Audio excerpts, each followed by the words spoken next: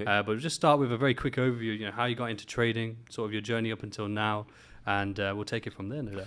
Yeah, bro, my trading journey, it all started by accident, right? So back in 2016, well, actually 2015, we were running a sales office, right? So what we were doing was we were training agents to go to door and sell stuff, right? Really high ticket items. And the whole thing was that, the amount of doors that you're going to knock, then you're going to have the probability of talking to clients. When you talk to clients, let's say you knock on 100 doors, you're going to talk to, let's say, 50 people, right? Out of those 50 people, maybe 2 or 3 are going to buy, right? So that was all what we did. So we had a big office. We had around like 40, 50 agents, and this one day, this agent comes to me. His name is Austin. He's probably going to be watching this as well. He came to me and he's like, "Hey, Raja, look at this. Look at this. This is MetaTrader. And look, I'm making $800 and this is amazing." I looked at it and I'm like, "Oh, great. Perfect. We got a meeting to attend." So long story short, what happened was I was one of the managers, right? Yeah. It was me and my other friend. So we had a lot of downtime. So during that downtime, you're scrolling through Instagram and Facebook, YouTube and whatever. And I'm scrolling through Instagram and I see this guy, he's pulling like 3,000-4,000 a day. Like the same MetaTrader screenshot, he's posting it, and then he has another post where he's done a 65,000 withdrawal from MetaTrader, and I'm like, what the hell is this? Because back then I'm making maybe 250 to 300K a year. Yeah. So in my mind, I was like, yeah, I'm the big shot, right? But I'm looking at someone who's making way more, spending less time working. So that got me interested. I'm like, what's going on here? There's maybe something I'm doing wrong. Yeah. Because once you look at people who are doing more than you, right, there are two things you can think, right? First thing is you can say that, maybe he's doing something unethical, or maybe he's doing something wrong or whatever, right? Yeah. The second way is you look at that and you're like, okay, how can I do that? How can I get to that same level? And the name of that Instagram page was Uncle Ted. Yeah. It was Uncle Ted. So I messaged him. I'm like, "Hey, what are you doing? What's this Forex thing?" This is in 2016, February. What's this Forex thing? And he told me, this is what it is. You got to open an account on a brokerage. I'm like, what's a brokerage? And I'm like, okay, where did you open your account? He's like, oh, I opened my account at IC Markets. I'm like, okay. So I opened my account at IC Markets. I loaded $200. And within a week, I lost that money. Obviously, I didn't know what I was doing. Of course. So I lost that money.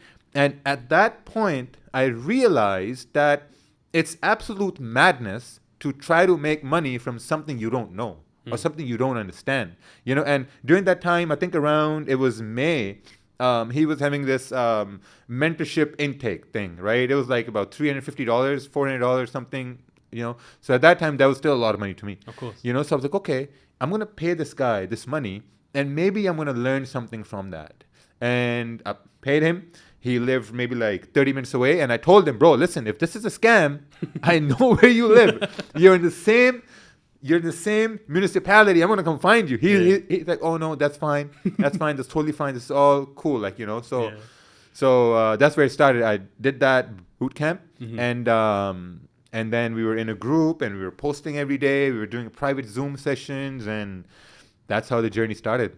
That's how it started. Well, it's a great journey, and it's interesting you say, because I know that in terms of the trading journey, that's where it started. But in terms of your mindset towards success and building sort of a bigger life, was that the start of that from trading as well, or did you sort of have that mindset before that also? I always knew there's something more to life. I always knew that, right? I had family friends who had a lot of money. I had family friend who ran a collections agency. Oh, nice. And I remember he bought an R8. This is back in 2014. 2014. He bought an R8 and I was like, wow, this car is over $100,000, So back then, when you're fresh out of school, the only car you can afford to get is maybe 30,000 or 40,000 max, like a Honda, Toyota, Kia, or whatever. This guy got an Audi, and this guy, I know him. He's a family friend. So I'm like, that's interesting, So and he told me that the only reason I got this car was to maybe motivate somebody that you don't need to be 50 or 60 years old or even 40 to have something like this. You can be in your early 30s, you can be in your late 20s and have a car like that. So I always knew that there's something more, So what I did was, after I got out of university, started working on the rigs and all that. Working on the rigs was interesting from the point that it was great money, but you were spending a lot of time, making that money. So when I came back home to Ontario, I had a few friends who were working in the sales, right? And sales, they were making more money, spending less time. So I think that's where it was fed into my brain that, okay, I think the best way to climb the ladder of success, or to be where you want to be or to be where you think people should be, is by make enough, but spend as little time as possible, and like our family has a business background, and like, my father always told me, hey, like, you want to make money, you got to go into business, no matter what.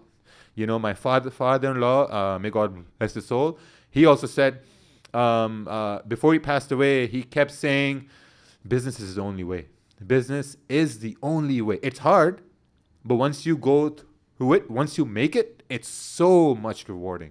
Definitely. Yeah. Definitely. And what's very interesting there is, obviously, I know that in terms of coming out of university and everything, that you'd actually, I didn't realize this myself. I had like suspicions, if you will, but in terms of, I had no idea that you'd actually grown up quite a long time in Pakistan. Yeah. And then moved to Canada. Yeah. Right. I wouldn't be able to tell. It's only because I watched your podcast with Alex G that I realized, oh, that's a very interesting part of the story. But so, because you actually were you like a teenager, maybe early 20s at the time? We moved to Canada when I was 25. Wow. Yeah. Wow. So pure Pindi boy. Yeah. That's what I was going to say. So like your environment was very different.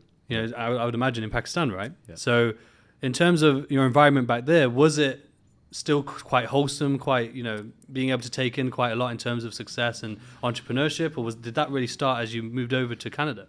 Well, to be honest, bro, when we were in Pakistan, now when you're living in Pakistan, right, you're not independent. You're still dependent on your parents, and I was still dependent on them till I was 23, 24, because it's like the culture that you go to university. Once you're going to university, you can't get a job while you're in university. Well, you can as freelance work and whatnot, but like back in 2008, 2009, and 2010, freelancing wasn't as much as it is here now. Yeah, it's available now. Right? Yeah. So there was nothing like that. And my father, he took a big risk. What he did was, his whole plan was to move the family to Canada, a place where we knew nobody, and out of all the places, we moved to Prince Edward Island. Yeah, you know where that is? I do actually, yeah. Yeah, so we moved to Prince Edward Island, this small town of 100,000 people over there. We didn't know anyone, so that's a big risk he took, saying that, okay, you know what? So he told me his plan is to like move the entire family, get residency, hopefully get passports, hopefully everyone can graduate, except me, I didn't graduate. Hopefully everyone can graduate, and then they can start their own life. So that was his whole grand plan. And man, I still tell him to this day that your move that you made to get this big risk you took, this has changed the course of our entire generation. Definitely. Like of my kids, their kids. So yeah, like we moved to Canada when I was 25 and got a job over there. And my whole thing was that, okay, you know what? As an immigrant, I have to show that I can do better than the people who are already living over there. Okay, yeah. That was the whole mindset. So it's like this competitive edge, if you will. Oh, yeah. Absolutely. Absolutely. Yeah. Because, bro, like when you immigrate to some place, you immigrate with nothing. Absolutely nothing. So the hunger to succeed, it's there. Yeah. If it's not there, then you're going to get caught up in the rat race and the whole, yeah, I wasn't cut out for that. So, yeah. No, definitely. Well, was it a very motivating factor or sort of eye-opening to see, at 25, see your dad take such a risk as well for the whole family? Was it sort of like an understanding that in life there's going to be some major risks, some like moments where you don't know if it's going to succeed or not, but you have to take it? Yeah, exactly. I think at that time I didn't really understand that. I didn't really understand the risk he was taking because Canada was new to me, right? It was new to me. There was like a lot of like things there which weren't in Pakistan. Of course, yeah. So when you're exposed to certain things which you only saw on TV, then you get lost in that environment. Yeah. Right? And that's what really happened to me the first 2-3 years. I hurt my parents a lot during that time. I did some stuff I probably shouldn't have done. But I didn't really quite understand the struggle until I moved out to work on the oil rigs, where I had to sleep in my car for a month.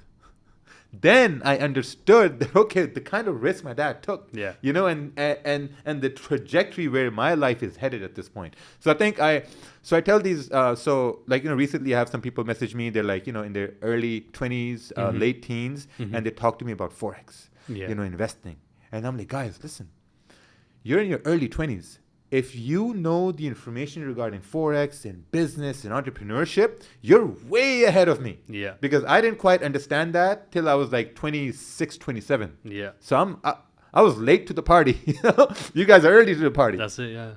Because that's what I say to people as well, the same thing. It's like, you have so much time. Because at that age, I understand, because I remember being at that age, you think you know everything that there is to know.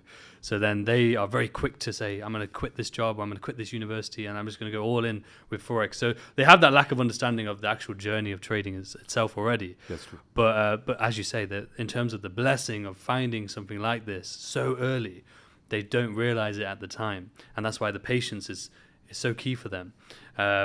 And it's so interesting you say about that risk. You didn't understand it at the time. And I remember you mentioning on the Alex G podcast that when you first went out and did the oil rigs work, you didn't have a job. It didn't really work out. And then you ended up going to Pakistan. You ended up meeting your wife. And then when you came back, that's when you kind of made it work. Would you say the responsibility of getting married and having a partner like that, you sort of kind of pushed you, and made you sort of realize in terms of as you said, you didn't really understand the risk. Yeah. But then now that you have essentially, especially in our culture, the responsibility now of another person rather than just yourself. Was that something that kind of pushed you, made you grow, made you be more aware of those things? Absolutely. Because after I got married, I understood that now there's someone in my life who is 110% dependent on me, right? Because now there's someone who's been taken care of by the brothers, by the father, by the family, but now it's all on me. So I think that triggers something in your mind. I think so. And I tell this to people all the time now, like, now I got kids, right? Now the responsibility is tenfold. Yeah. So there's no room for error. There's no margin where I can say, okay, like, maybe I can maybe not do a certain thing which needs to be done till tomorrow. No, it has to be done now. Yeah. Because if I don't do that, then maybe there's something on my table that may be kept missing from my kids or from my wife. So 100%, like, after we got together and she moved to Canada and she started to live with me, I really understood that, okay, you know what? I gotta make it. Somehow I have to make it work. Definitely. And, you can tell from your journey that that's kind of where it started from there. I think from there, you then obviously came across the sales job and heard about the sales. And I definitely always say that sales itself is a skill set, regardless of whether you want to go into sales or not, or whether you become an entrepreneur. I think sales itself, in terms of skill set, really improves an individual because there's so much that goes into it. And as you talked about earlier, in terms of probability, in terms of transitioning that into trading, it's such a powerful thing because it's the exact same thing.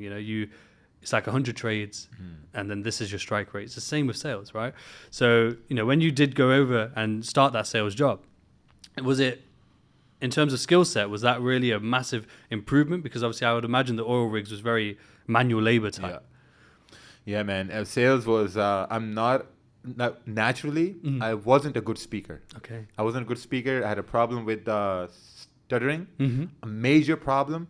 So that affected my confidence a lot. Definitely. I didn't make any sales the first 2 months. I'd go home and I'd leave home at around 8 a.m. and I would come back home at around 8 p.m. I did that for 2 months. 2 months. Imagine you're going out, you're knocking on doors, you can't speak, you can't pitch because you got a confidence issue, and people don't take you seriously. You're coming home and your family's there and they're saying, oh, hey, did you make any sales today? Any sales today? No sales today. And then they're like, oh, you shouldn't have left your job and this and that. You're getting consistent income. Before sales, I was working in a factory. There has been times where I've had no money. There have been times I've had no money, then there have been times I've had money.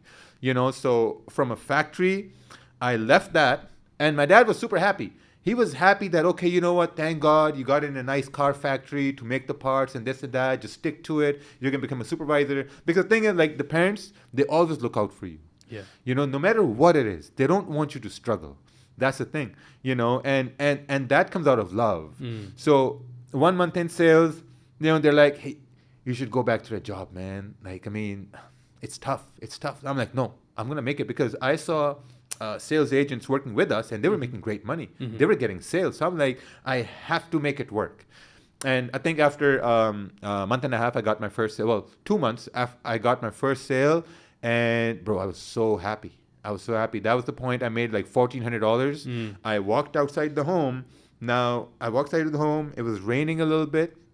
There was a bench right across the street, the bus stop bench, right?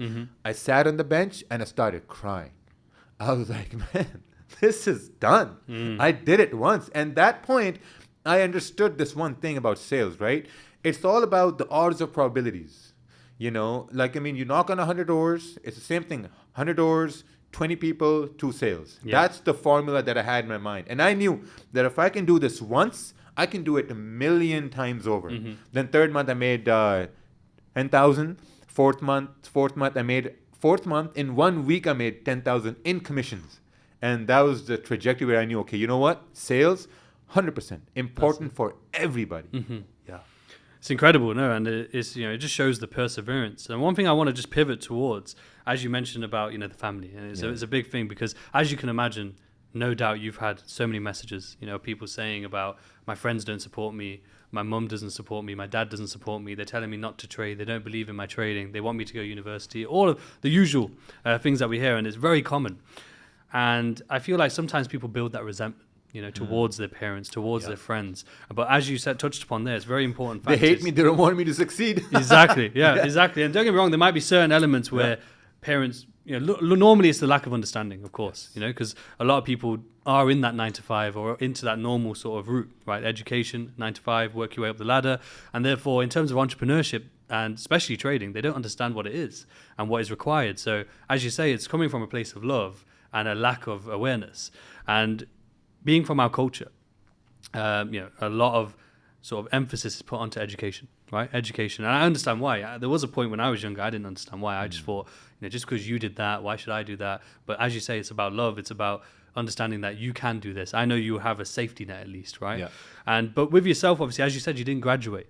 So how was that? How was that? Because I know that you mentioned as well that when you came to Canada, there was a lot of, you know, you did some things that upset, and, you know, I've done some things too, and I understand that it's part of the journey, right? It's part of the journey, and a large part of it is because of the environment as well. And sometimes I think it's necessary to grow, to understand yourself. But how was that for you? Because obviously from our culture, going through that period as well, you're moving from a completely different environment to then a more Western society as well. Yeah. How was that for you? It must have been so I did my university in Pakistan, did about 7.5 semesters. I forgot how many semesters there are in a bachelor's program. 7.5. I had 1 semester left to graduate. Moved to Canada. They accept 1 semester, right? They accept 1 semester, and I'm like, okay. And then my course coordinator, or whatever that person's called, they're like, well, it's gonna take you 3 more years. So I'm like, 3 more years? Okay, 3.5 plus 3 is like 6.5 years to graduate. Then my youngest sister, she was coming into university, and she's coming into university. And I'm like, this can't happen. You know, like, my brother has graduated. You know, he moved to a different province. He graduated, and I still got 2.5 years left when she's coming in, and the way my studies are going, she's probably going to graduate before me. You know, so I had to come clean. I had to come clean, and there have been a lot of events in my life that I had to come clean about a lot of stuff. And I think a lot of people don't come clean about stuff they should be coming clean about. Yeah. You know, so I went to my dad's store, and I told him, hey, I'm going to leave university. He's like, why? Then I told him, like, you know, what I was thinking, what was happening in me, like mentally and all that. He's like, what are you going to do? I'm like, well, I'm going to go to Alberta, and I'm going to work in the oil patch and make money. He's like, and then I started crying, and he started crying with me, and it was just a very, very emotional moment, you know, because I mean, you're a father, and your firstborn, you know, is just crushed under certain certain like rules of cultures and all that. And at that point, he understood what I really wanted, and I said, hey, like, you know what? Don't worry about it. If nothing happens, I'm going to come back to university. And then I never came back to university. That's it. It's very interesting though, because at the end of the day, it takes, as you say, coming clean. And I feel like a lot of people, they have this pressure, culturally and sometimes from their parents as well, but in a loving way even. But they never speak their mind. They never actually speak their truth, if you will, and how they're actually feeling. And therefore, they will just try and suffer, and then they build that resentment. Was it a case where, because you spoke and you had that sort of moment, was it much easier then to do that in the future as well? So like by opening that door once, was it easier to do in the future? Or was it sort of still a bit of a rocky road, if you will, a bit of hardship to kind of say, you're going to try this or struggling with this? Yeah, absolutely. I think it's most of it comes from the fact that trying to prove people wrong. Mm-hmm.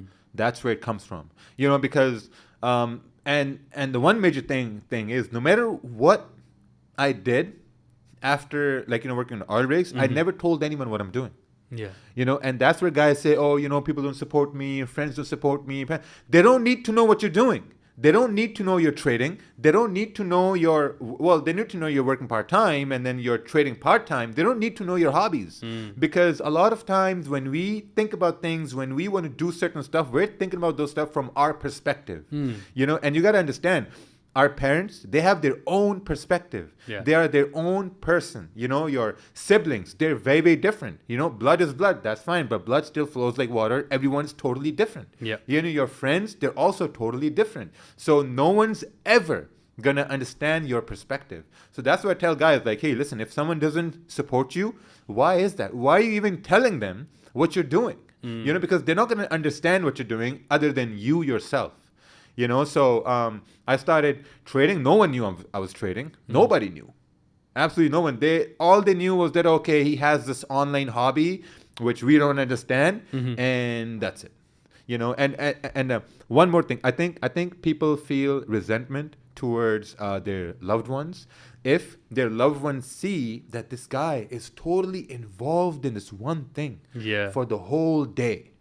So if you structure your hobbies, let's say working out or trading, whatever, if you structure them for, let's say 2 hours a day, 3 hours a day, then they're going to respect your time, because they'll know, okay, you know what, this time he's doing whatever the hell he's doing, that's totally fine. But then he has nothing to do. He's maybe helping us out or going to his job or whatever. Yeah. So, they don't need to know what you're doing. It's true. I think, we're guilty, especially with social media, so guilty of just trying to constantly share, constantly tell others, oh, I'm doing this, I'm doing that, even if it's just like a holiday. Yeah. I'm going on holiday, I'm buying a new car, I've got a pet, So I completely understand what you're talking about there. And I think, especially in trading, I think a lot of people are very quick to try and document the journey, Yeah. Here's my charts, here's my routine, here's my journal, I'm journaling this, here are my losses. And I do understand that there is a great element of accountability from doing so, right, and documenting your journey. But I feel like so much people put more weight and pressure onto that rather than acquiring the skill set first. That's true. That they kind of put pressure on themselves that they don't need to have pressure on. Oh my God, I'm showing this, or I need to make sure I post today, when that energy needs to be here in the trading to get those results. So it's a very great point, because a lot of people do complain about it. I've been guilty of it before myself. My family don't support me in shouting out in my podcast, or whatever. Then I realized it doesn't need to. That's not their job. Their job isn't to do that. At the end of the day, as you say, your biggest supporters will be those who are essentially strangers or you've never met, right? Because they share your perspective in trading, for example. So with the pod, why would my family who don't really understand trading, why would they share my podcast or watch my podcast? Because they're not really going to get much from it, really, other than seeing my face. Yeah, they're probably exactly. sick of already. But in terms of your journey, so, based on what you said, you started off as a sales rep, right? How did you, those 2 months? Because a lot of people, I know sales has a huge turnover rate because I've done it before. I haven't done door to door because that's a whole different level, right? Bro. Telesales is hard, but it's not as hard as door to door. Yeah. That is, I've said to people so many times in terms of telesales, door to door, it's probably one of the hardest jobs you can do, because as you said about the confidence, to actually knock on someone's door. So you're at their house, they don't want you to be there already. You already know that, right? You have to knock on their door and then convince them to stay there and talk to you, right? And you have to do it in a way where in the end, you've convinced them to pay you something. The biggest thing is, once you knock on someone's door, you're jumping in their life. Yeah. The guy may be going through divorce. He may be in debt. He maybe have payments to pay. And there you are. Hey, sir, how's it going? And he's like, who the hell is this guy? Yeah. You know? So, so I think sales, it really built up my confidence, you know, to talk to people, to basically negotiate, you know. So yeah, I think I think anyone who does come up or out of university, or even if they're young, like I tell my wife all the time, like our kids are young now. He's like 5 and 3, 5 and 2. And I'm like, once they're like 8 or 9, I'm going to teach them these 2 concepts, right? The first concept is how to earn money, and the second concept is how to make money, right? Okay. You earn money by substituting your time, right? Now you're going to spend 4 hours, and 4 hours you're going to get X amount of pay per hour, right? And then, so let's say you got to make $1,000, right? You want to make $1,000. The first way is to make $1,000 is to say that, okay, you know what? I can work $10 an hour or $20 an hour. Once that time is up, I'm going to have $1,000. Second thing is that you have a product which costs $20 or $50, and you can sell this to anyone at any time of the day to make $1,000. Once they understand which way is easier to make the $1,000, I think they're going to be set for life. 100%. Well, definitely. These are the skills that, they talk about the schools and teachers, what we need. Yeah. And they're the skills that you have an opportunity to do so. And I think a lot of people are guilty of assuming, like especially with trading, for example, assuming that, I'm a trader, so I'm going to teach my son to trade or my daughter to trade. But the reality is that you need to have that passion for trading in the first place. Yeah. Once if they don't have the passion, you can teach them the skill, so they always have it. For They're probably going to hate it. They probably will. Want to learn these candles. Exactly, and especially if they watched us, getting grey and getting stressed and the routine and all the journey that it took, they're going to want to stay well away. But I understand the concept of it, teaching. But in terms of skill set, teaching about taxes, teaching about, as you say, earning and making money, it's a very powerful thing, and it is something that will only set them ahead. Yes. Massively. But in terms of that sales, those 2 months that it was literally zero, no sales, and the 12-hour shifts day to day. How did you get through that? What was it that got you through that? Because at the time, obviously, you'd worked in the oil rigs, so you had made good money from doing manual labor. Yeah. So you always knew that, hey, I could always go back to doing that, right? That was always an option, and the factory, as you say, as well. So what was it that got you through those 2 months? Very little, because sales jobs, they pay very little base pay, right? And people don't know. No, there was no pay. Well, exactly. Some There's sales only jobs. Commissions. There you go. Yeah, commission only. And there's a lot here. There's a lot of sales jobs here where it's commission only, and people have to take that risk or not. So how did you do 2 months of no income then? Bro, it was there were people who were working with me, way younger than me, driving Audi A7s and R8s and like Breitling watches. Back then, $5,000 watch, $6,000 watch. Back then, that was like, you bought a $5,000 watch? Let alone a Rolex or whatever. Yeah. Like, I mean, still $5-6 grand, still a lot of money. Of course, yeah. And they were all younger than me, and they were getting checks in front of me, like $6,000 check a week, $7,000, $2,000, and I can't even make $1. So watching that, I knew that if they can do it, then I can do that too, because they got the same brain as me. They bleed the same way as me. They may not think the same way, but they're probably doing something different.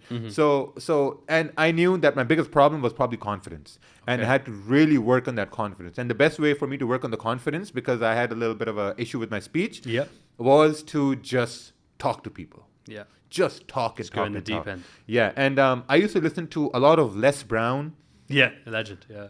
Les Brown. I used to listen to a lot of Jim Rohn. I still listen to Les Brown. Les Brown, Jim Rohn, Eric Thomas. Yep. Right? And there was this wonderful thing that Jim Rohn said, and I'm not sure if this was Jim Rohn or whatever, but like they said that the no's you get at the door, they're your practice pitches.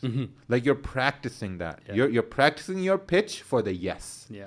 So that really got me through the fact that, okay, if they can do it, I can do that too. So now when people say, oh, Raja, you're doing this, you're doing that, and this and that, I'm like, hey, listen, if I can do it, so can you. No one's stopping you. You got the same opportunity, even better opportunities. Yeah. So it's very important to understand that if someone else can do things that you want to do, you can actually do that. Of course. You just got to spend time. So like it was essentially the proof of concept. It's actually very interesting because what I try to do as someone who does the podcast, like, interviews different people, is I try and connect similar attributes, and proof of concept so far has been very, very common in terms of whether it's trading related or just generally success. And it's very interesting you say that. So you seeing other people, who who are even younger than you, but seeing other people achieve this result, regardless of whether you've done it or whether your result is there yet. Was it similar in trading as well then, sort of observing Uncle Ted and knowing this guy's, hey, in the similar area to me, and yet he's, on this next level now, so like way less time and making more money than I'm doing in the sales side of things? Because to think about it, to do 2 months of no sales, no income, and push through, because as we say, high turnover rate. When we talk high turnover rate, we talk about people doing, especially door to door, they'll probably last a week and decide, hey, I ain't doing this. 2-3 days. Probably, yeah, exactly. You're being generous, man. 2-3 days. They're like, we call them, hey, you come in? No, I'm going to look for another opportunity. Definitely. No, but that's the thing. It's very true. And I can understand it because, I'm talking, I've done call centers, telesales. So like, even a week, 2 weeks, a month, it's much more easier because you just sat there and you just pick up a phone. It's much more easier to sort of face that day to day. Door to door, there might even be one day, because it is such a, on the spot, putting yourself in the deep end, and it's sharpening those skills. You either you either push yourself or you don't, and that's one of those extreme situations that many people don't ever face. Whether it's the door to door or like the standing on the street doing the charity, collecting the charity money. Oh yeah, that's another one. Very I similar. I feel bad for them, man. That's really tough. That is a tough one, definitely. But they're as I say, they're the things that sharpen the tools. Yeah. So, but the fact is, you started there. 2 months no income. Got that first sale, and as you said, you sort of that first sale for you seems to be like, now I've got this. Now I've done it now. I've unlocked the door, because it seems that you scaled up quite quick from there. But you also mentioned that you became a manager. So do you have a mindset? You've already talked about the competitive edge. Do you have the mindset of when you do something, you want to be the best at it? You want to be able to excel at it and be successful at it. So it sounds like in the sales side of things, you did that. Yeah. My whole thing was that if I'm doing something, I'm going to see how everyone else is doing the same thing. Yeah. And then my whole mentality is that, okay, how can I do it better? How can I make it better? How can I make it easier for people, or like, something of that nature? And that's something we've done with my businesses too. And something you talk about, like, how did we kind of like took sales, the same mindset into trading? Yeah. The way how that worked is like, I basically saw Uncle Ted. Yeah. Because to me, Uncle Ted was somebody who's making like $2,000-$3,000 a day. And I'm like, wow, I'm making like maybe $500 a day. So I saw how he was operating. So when we first started, when we went into a group, so we used to have these private Zoom calls, right? Yeah. And every morning around like maybe like 5:30, 6 a.m., we'd start a Zoom chat, or we'd be on a Facebook group, whatever, that's like typing, okay, we're looking for USD CAD to go up or down, because, at that point I was in Canada, and it was logically made sense to look at CAD. Of course, yeah. And the US was right there. Yeah. So logically USD CAD. Yep. We didn't know any better. Well, USD CAD, Yeah, why not? So, and gold, right? So, what happened was, so we would jump onto the Zoom calls, we would take one trade, 2 trades, whatever, and then Ted would leave. He'd bounce because he had to go to his job. At that time, he still had the job. So he'd bounce. And then we'd still be on the Zoom chats and whatever, like, trading this and that, blah, blah, blah. And then all the profits we made from the first trade, we'd lose it by London close, like till 10 a.m. We'd lose it. Then Ted eventually left his job, and I was still working at my business a little bit here and there, losing, winning. And then a point came where the first 6-7 months, I lost around like 102, 103,000. All my savings gone. Everything that we've saved for me and my wife, all gone. Well, majority of it gone. And I'm thinking, how is this guy making money day after day, every morning? So I started to look at it logically, and logic dictated that, okay, he's coming on the charts, looking at gold or, USD yen, whatever, looking at gold, taking one trade, and then going about his day, going to the gym. And we're sitting there till London close, trying to find more trades, trying to make more money. So then I looked at myself, okay, you know what? If he can do it, I can do it too. So all I got to do is copy exactly what he's doing. Just 1 or 2 trades in the morning, and I'm done. And that's what I did. Bro, trust me, in 2 months, things just changed. In just 2 months. And this is what I tell guys. Like, guys say, oh, I can't win and blah, blah. I'm like, listen, just focus on 1 or 2 trades, for 2 months. If things don't change, go back to your old ways and keep losing. Right? I promise you. So it just came from like, if he can do this, I can do it too. But how to do it better? There you go. So in terms of that, it's like the blueprint's there. People like yourself, people like Uncle Ted, people who have done it successfully and have done it and documented the journey and share these aspects of it. They're leaving the blueprint, right? But it's up to you to then observe that, even if they're not specifically, well, you've specifically said many times, 2 trades a day, 1 pair, for example. You've said these things over and over. But even if you didn't, the fact is you get to observe these individuals and like you did, and you decided to see, what is this person doing? This person who's in the position that I want to be in, rather than, if he must be a scammer, he must be, he must be a liar. I'm trying and it's not working. Yeah. And that's why I feel like the mentality happens. And it's always interesting because, when you speak to these people who have this sort of negative energy, this built-up aggression, or whatever it may be, it's normally the case where they haven't got these disciplines. They haven't decided to make these changes. They've just done the same thing over and over, over and over. And what's interesting is, as you mentioned, you lost a lot of money, right, before you got to that point. And, when you lost that money, was it a case where you're kind of just doing the same habits, negative habits, right, which you might not have realized were negative at the time? Was it a case, though, that you were just doing that over and over again, over and over again? Yeah. All negative habits over and over again. Over trading, over risking, depositing money, then again trying to make that money back. The biggest thing was that I was trying to make my losses back. Yeah.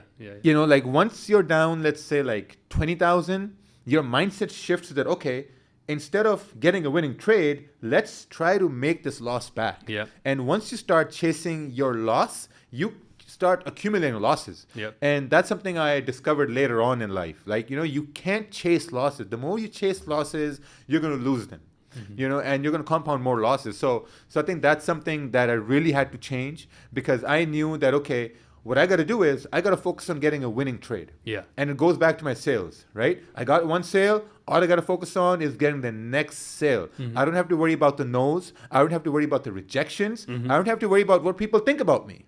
Because I think sales, it built a really thick skin. Yeah. Because, they abuse you. They call you like racial slurs, like you name it. All kinds of people. Your sales, what area was that in Canada? Oh, all over Canada. All over? All over. Wow. You're going from the hillbillies to like posh areas. And man, it was crazy. Because people don't realize that I've been to the eastern side of Canada. It's New Brunswick. Oh, right? yeah. So even to this day, right? New Brunswick. Exactly, yeah. So even to this day, New Brunswick is... They're very much like disconnected to a lot of the world. Like the internet speed in the place I went was 2 megabytes. Yeah. I was thinking of moving there. I was like, I can't move here. As a trader, I can't even load up MT4. Yeah, exactly. And bless them, like they're amazing people. Amazing. And a lot of the time, like they will have stereotypes without realizing, just because of the lack of awareness, and the lack of connectivity of the world. And they're not even being racist. It's just how they are. Yeah. It's just that their nature. Like, if you take offense to that, that's on you. But they're just being honest, polite, but in a different way. Because like they said, like when I went there, they said, you're Muslim. I was like, yeah, I'm Muslim. They said, which church is that? What's that? We have 12 different types of churches. Like yours, we will have yours here. And I was like, bless them. They just don't know. And I remember FaceTiming someone, and they were shocked. I was like, yeah, this person's in England. They're like, what? This is like, honestly, it was really strange to see, because obviously we're so used to it now. It was strange to see someone like seeing FaceTime for like properly for the first time and stuff. People from New Brunswick, they're probably watching this and saying, this guy thinks we live in a stone age. The thing is, they won't be watching, man. I'm telling you, like, it's just so strange. It was so eye-opening for me, because like it was the first time I had seen that, and so like to hear you selling to these individuals is interesting too, because as you say, that having someone like yourself, tall guy, probably at this point probably more confident as well, knocking at someone's door, disrupting the day, as you say, and I can only imagine the sort of different reactions you would probably get. Some would probably be very happy, but I can imagine the amount of essentially you could take as negative, but just again, you don't know their days. But as you say, each you're not really bothered about each outcome, but it took you a lot of losses, a lot of hardship, a lot of lessons to get through that. That all those losses that you had, was that the lowest moment in your trading journey, would you say? That period of just huge amounts of losses and as you say, pretty much the life savings going? Yeah, that was. And my wife was like, hey, like, you got to make a change, and I looked at all my losses, and I'm like, and I'm saying to myself that this train has already left the platform. it's running at full speed with no brakes at this point. So all you got to do is start shoveling more coal to the train so it keeps on moving. And at that point, I knew that if there are people in this world who can be successful from Forex, from trading and all these things, why can't I be one of those people? So this belief was in me, and I told it this too. Hey, like, there's no turning back at this point. Yeah. Like, we've lost this much. What am I gonna? And bro, at that point, in Canada, we had Skip the Dishes. Now, Skip the Dishes is like Uber Eats. Okay. Yeah. Right. And I thought about. Actually, I didn't think about it. I signed up to that, Skip the Dishes. I signed up to that. I remember their whole, like, this food bag. So what happens was you register, and then you got to pay $140 to get their food bag. So I went to I went to one of their depots. I bought the food bag, and on my drive back, I'm calculating that, okay, maximum what I'm going to be able to make from this is probably going to be $400 a week. Maximum. $400 a week. I'm thinking about this. And as I'm driving, I'm like, $400 a week. And I'm like, this doesn't make any sense. I lost $102,000, $105,000 and $400 a week. And if I can trade with a one lot, one day, I can make probably $100 or like $200, in one day. And I turned around, went to the depot, and I'm like, I need a refund. I don't need this bag anymore. And that was the point where I knew that, okay, you know what? I had to change something. Yeah. And that change came from not worrying about the losses, worrying about whether can I get a winning trade or not. Because in the beginning, like any new trader that starts, right? Once you get a winning trade, you get this hype. You're like, we got a winning trade. Now we got a winning trade. Now we got to get another winning trade. And then we got to get another winning trade. And then, long story short, what happens by the end of the day? You've lost your profits, plus you're in drawdown. So I was like, okay, you know what? If I'm going to get a winning trade, I'm going to cherish that winning trade because the market allowed me to get that winning trade. Most people don't understand this. When you get a winning trade, you fought against the market, you fought against the banks, institutions, and you fought against the traders. So that's a sign where you're like, if you're in a desert, you get water, you're going to cherish that water. So I started cherishing my every winning trade. And I started to see that, okay, if I got this winning trade, how can I replicate that the next day? Because then I made there's another thing that guys do is they make this Excel sheet, right? Make their Excel sheet, they put like 2% gain, and then after 60 days, they're like, oh, if I deposit $1,000, by the end of 60 days, I'm going to have 100,000. Yeah, the compound. We're going to be rich. So I did that. But what I also did was I was like, okay, you know what? I'm going to give myself 4 months of just taking one winning trade and making sure how can I replicate it the next day and replicate that same trade the next day. And I'm only going to focus on the same strategy, and that's it. The same candle pattern, the same time of volume. But if I get a losing trade, then that's just going to be the probability of the outcome, right? Because if I do the same thing over and over again, over a bigger span of things, it's going to be a profitable outcome. So you can't attach yourself to that one losing trade. That's it. So like thinking in probabilities.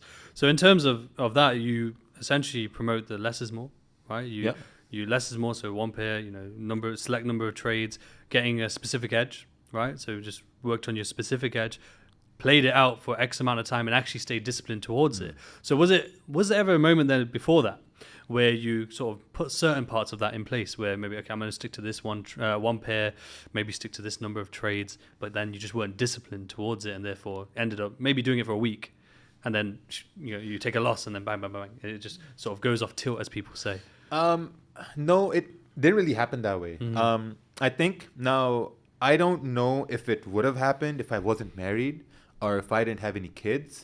At the time, did you? I know you were married. Oh, yeah, did you I was kids married at the time as well? Yeah, so my son was born in 2017, October 2017. So around similar time. Yeah, so October 2017 was a time when I was recovering. Well, not recovering losses, but I was getting like massively consistent during that time. So I knew that I cannot break my plan. Too much riding on it. You just can't break your plan. Like there were times where I'm in a lot of trading groups and sometimes, you get these analysis, this amazing, oh bro, this move, This is the one. this is the one. Yeah. This is the one. So I just shielded myself from all of that, and it takes a lot of mental effort to do that, because back in the day in the 1990s, it's to trade, you had to plot out prices, 2 days beforehand. If you're going to take let's say if you're going to take a trade, you have prices plotted out 2 days before. Now, bro, you pick up your phone, it takes you less than a second to take a trade. So true, yeah. Yeah, so you got to just be like, no, you know what? I took one trade, I can't break my plan.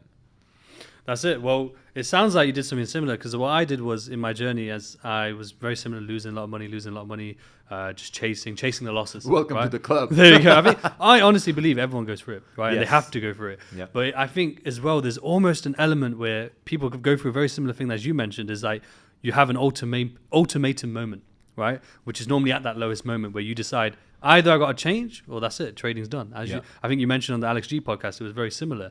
Because at the end of the day, similar for me is like, I got to a point where I the rent money, I said, I'll load this in the account and, I'll be able to flip this, and I'm married at the time. And I think my daughter was less than a year old. And it was a very humbling moment where I had to traded tell the my rent wife. money. Yeah, I had to tell my wife, I said, babe, the rent money's gone. The rent money's gone, and That's hilarious. and bless her, she wasn't happy about it, of course. Yeah, of and course. we had obviously a discussion, but at the end of the day, she still didn't say you need to quit trading. She did say, however, very similar to as you've said, is that you have to change. You have to decide, like, are you going to change or are you not? And then it's like that ultimatum moment which made that deciding factor. So from there, very similar, put an actual plan in place, stick to that plan for X amount of time. And I find it very, very interesting because I think it's almost necessary. Like, you have to have that realization. Like I think you mentioned actually on the Alex G podcast, when you first started, the first month or two, you made some profit. And then from there, it kind of just went for, 6, 7, whatever amount of time where it was losses. Yeah. And I've always said, like in The Alchemist, the book, talks about beginner's luck. And I think that everyone, in every endeavor, when you first do it, you'll get beginner's luck. So that life is kind of like, whatever is God, life is testing you to say, this is what's possible. Yeah. And now let's see if you will do what it takes, if you're worthy of having this. Yes. And I think when you get, to that ultimatum moment and realizing the lessons of the market, lessons of being successful as a whole. And in terms of trading, I think in terms of like entrepreneurship and trading, you could still not have your mindset in check and still be quite successful. While in trading, you have to have your mindset in check to be successful. I don't think there's like one or the other. Like, you can be kind of semi-okay. It has to be like you've mastered yourself. You've mastered that discipline. And not everyone's going to do it. But I think those who decide, they've gone through the hardship enough to realize that I cannot do this anymore. So how was it for you, being married, kids on the way or kids here coming? How was it for you in that moment? In those lows, how was it? Was there literally a moment where you thought, that's it, can't do it no more? Or was it more, I have to? There's no other option. No, it was all about I have to. Plus, also I knew people who were doing well. They were making money from the markets, and I knew I could do it. There were times where I would just crawl up on the sofa and just cry because it just wasn't working. Very painful. Very painful, bro. Like I take a trade, draw down, I let the trade open, draw down, then I would go pray, and after praying to God, it didn't help because the market and God are two different things. Yeah. And what happened was drawdown would get even bigger. What's going on over here? What's happening? Yeah. So I think it was very important to really know that, okay, got to be very patient. Got to be, got to calm down. That's the main thing. You got to calm down because a lot of times now what happens is that kids I'm going to call early 20s, mid 20s, kids, they're more prone to, their whole mindset is to have success now. Yeah. And to be honest, in our group, Market Fluidity, a lot of the successful people are the ones who have jobs. They're doing well in trading. Yeah. They have careers. They have businesses. All the boot camps we do, most of my boot camps are people from business backgrounds. Yeah. We had an individual who sold his medical company. He took an exit in millions, and he now came to trading. He's like, hey, I just want to learn how to trade so I can scale up. Like, so those people are much more successful because they have a cushion. Yeah. Right? They're not relying on trading's going to make me wealthy. Yeah. Trading's going to pay my debt. If you're in debt, trading's not going to help you with that. 100%. It's going to increase that debt. 100%. 100%. 100%. Because like the financial foundation is so important. And I always say to people, like we said, the youngsters in particular, but even generally, even the people who are working jobs, they're very quick to assume, if I quit my job and go all in on trading, I've got 10,000 savings that can last me 6 months. If I go all in for 6 months, I surely I can master this. Yeah. And I would like to think there's enough people talking about it and enough people warning, saying that this is not a 6 months quick fix. This is something that will take time, and it's the time isn't, there is no time stamp like is you have to put 3 years in, have to put 5 years in, or you have to spend this much. It always all dependent on the person, but to go all in that way, especially if you have family, especially if you have commitment, responsibilities, it's a very dangerous game. And as you say, debt wise, I always say to people as well, like if you're in debt, the reality of you getting in, your trading on track and being full time is extremely slim. Is it impossible? No, anything's possible. Yeah. But the reality is, extremely difficult. You're going to put yourself in one of the hardest situations in the world. Absolutely. When in reality, yes, it may take a bit longer. Yes, it may be a bit harder to work and save. But the reality is you're going to give yourself the best possible chance. And in that moment is where you can be learning, right? And building your skill set, building that discipline so that when you are in the right position, you can then obviously do it in a much more sustainable and calmer fashion. So like with yourself, obviously going through those low moments, one thing I did want to talk about is obviously in the sales job, you were making good money. So how was it for you, obviously making good money and then obviously trying trading at the same time? Because a lot of people would say that's a good thing. But and obviously there will be negatives of it too, because obviously if you're making a lot of money and you have this thing like trading, it's so easy to throw that money into trading instead. So how was it for you, obviously having this income and then obviously learning the skill of trading at the same time? I just wanted to scale. That's all what I wanted to do. I wanted to scale, and it goes back to the same thing, that there's someone who's doing well than me and more than me. I got to be that guy.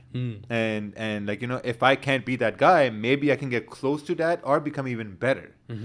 So that's all what it was. Like, I was making good money from business, but there's always more. Yeah. I was having a discussion with my friends yesterday, and we were only talking about there's no limit to the things you can have. You can reach a level, and once you reach that level, and then you get into the network of people who have more, you're like, oh shit, now the level, now the bar has been raised. So now you can go up to the next level. But the people in the lower level, they're saying, oh, look at that guy, he wants more. But they don't understand that when you want more, only because you're in the environment where people have much more, and you're not envying them in a negative way, you're looking at that and saying that, okay, how can I be that guy? How can I be on that level? So it's just like, this thirst of success, there's no end to it. Whether it's like, in like, multiple situations, business, relationships, whatever, there's no end to how far you want to go. Of course. Yeah. There's always like more to strive towards. I don't think in life, I think we're guilty. I was definitely very guilty of it, thinking that when I achieve, especially in trading, for example, like when I achieve big withdrawals, my life's going to change. That's it. I can relax then. And then when the big withdrawals came, I was like, nothing changed. I still had to wash the dishes. There were still dishes. My wife was still going to, argue with me. My kids are still going to want something from me. Things don't stop just because suddenly you've gotten to this certain perspective. And I think it's very interesting you say that, because as you say, like all you're doing as you level up, what I like to say is every zero is like a new level, right? It has positives, but also has negatives, like taxes and whatever it may be. So like, as you're saying, like you're leveling up and your awareness is growing, because now, even though you're leveling up, now you're meeting people or in environments where they're 10 levels above. And suddenly now what you have, not that it seems little, but you realize there is more. Right, and there is more to strive towards. And I think in life that's a positive thing to realize, is that it doesn't end, right? It should be something that is motivating. And I always say that it's the journey itself that's the reward. The reward itself is in the journey. Yes, there's challenges and there are hard times, and if anything, they're the moments that build you. As as we've explained, you had that moment where your savings are all gone, and if you didn't have that moment, who knows if you would then would do the changes necessary to push on and get to where you are now. We're never gonna know. We're never going to know. Exactly. That's it. Because you took the action. You did it. But you mentioned God earlier, for example, right? And I know in our culture, I get a lot of messages. I don't know if you do. I would imagine you do, but I get a lot of messages from people saying that, trading isn't allowed in our religion, and I always say to people, because they try and talk about interest, right, and that's the reason why, or leverage, that's the reason why. And I always explain to people, like, yes, you are right, it's not allowed if you have no plan. If you do it just like you just go in and try and throw on a buy and sell, you are gambling, so that's not allowed. Yeah. But if you've done it correctly in terms of, getting the education, no matter what it is, education, you educate yourself, you have a plan, and you decide to be disciplined towards it, I see no problem, right? Because at the end of the day, if you go on holiday, you're exchanging money. That's FX, right? On a much smaller scale, of course. That's true. But that's FX. It's the exact same principle. You're just, and let's say you've exchanged money on one day, and then 2 months later, the exchange rates change, and you exchange. So also you're paying spread. Exactly. Yeah. Yeah. And worse spread. Way worse. Way worse spread. So at the end of the day, if that's fine, and what I feel like happens is that obviously they're going to these imams, for example, these teachers for advice.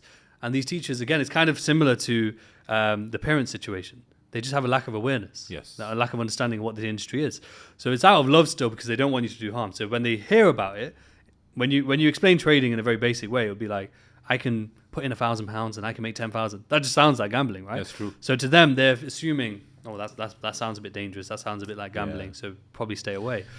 But the imam, bro, the imam does not know what forex trading is. Of course. They don't know what lot sizes are. The imam does not know what swap fees are, what leverage is, what rollovers are. They don't know that. They only know what they think they know, and they will only tell you the things that will keep you coming back to them for more information. Unfortunately, that's how the imams are now these days. Well, yeah. Well, I think it's always been that way. It's always been that way. That's not the business, but that's essentially how it works. Yeah, exactly.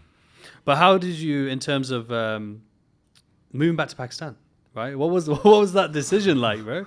Like, it must be, for your dad, it must have been strange. Is he in Pakistan, or is he still? No, they moved. Later on, they moved with us. Okay, cool. Yeah. Cool. How was that for him though? Because he was like, I took you there, and now we're going back. How was that like for you? Well, what happened was it was all for the kids. Like, when you got kids, you're gonna move mountains for them. Of course. And this is when COVID came and Canada got locked down, and then my kids my kids went to Pakistan, and they were like, in the village over there with like hens and goats and like just freedom. Then they came back and they had to quarantine for 2 weeks, and I just looked at that, and then I looked at where my life was. I'm like, okay, I got a new car, because that's where I bought a new car. I'm paying payments on it. I'm paying insurance on it, but I can't drive it for 2 weeks because I might get the flu, or someone else might get the flu. So I'm like, okay. And I'm not restricted to this place to make money because I'm making money online. So realistically, I'm only tied to this place because I think that I have this house. So I'm tied to this house. I'm like, I can just disconnect and maybe move wherever I want to go. So I discussed this with my wife. Well, I didn't discuss it with her. I mean, amazing person.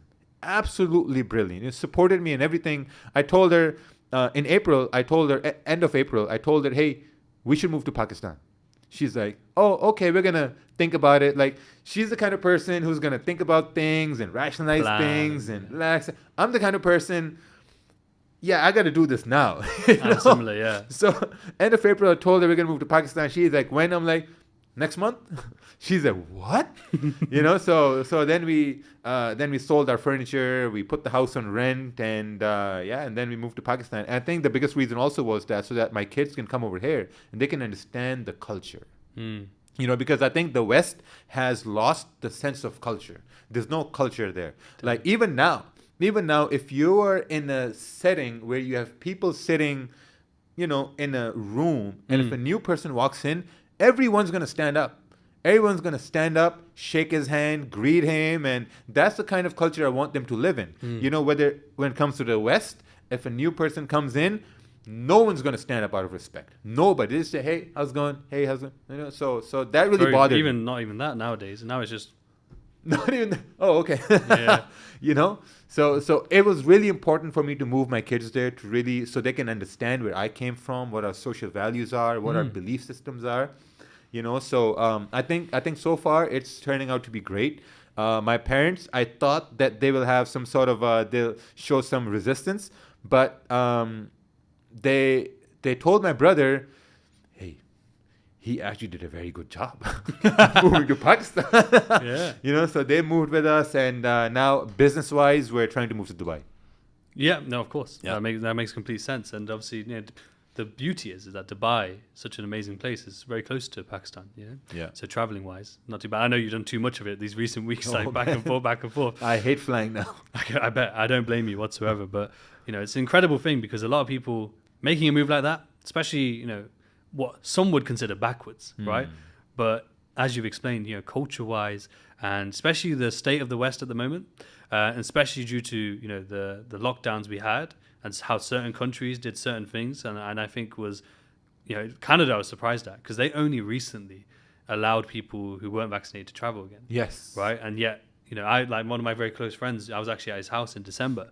It was so sad to see his mum be so upset because she could not travel to see her own daughter simply because of this rules, and that's 2 years on. When wow. all these other countries had completely scrapped it.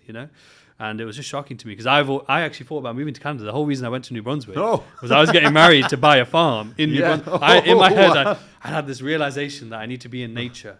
And therefore, this farm in Canada in New Brunswick was the way. And I went there on my honeymoon. Imagine part of my honeymoon. I was like, okay, we're getting married. You need to help me decide if we want to live on this farm. So and I always thought Canada was very progressive, very open, very nice people as well, very accepting as well.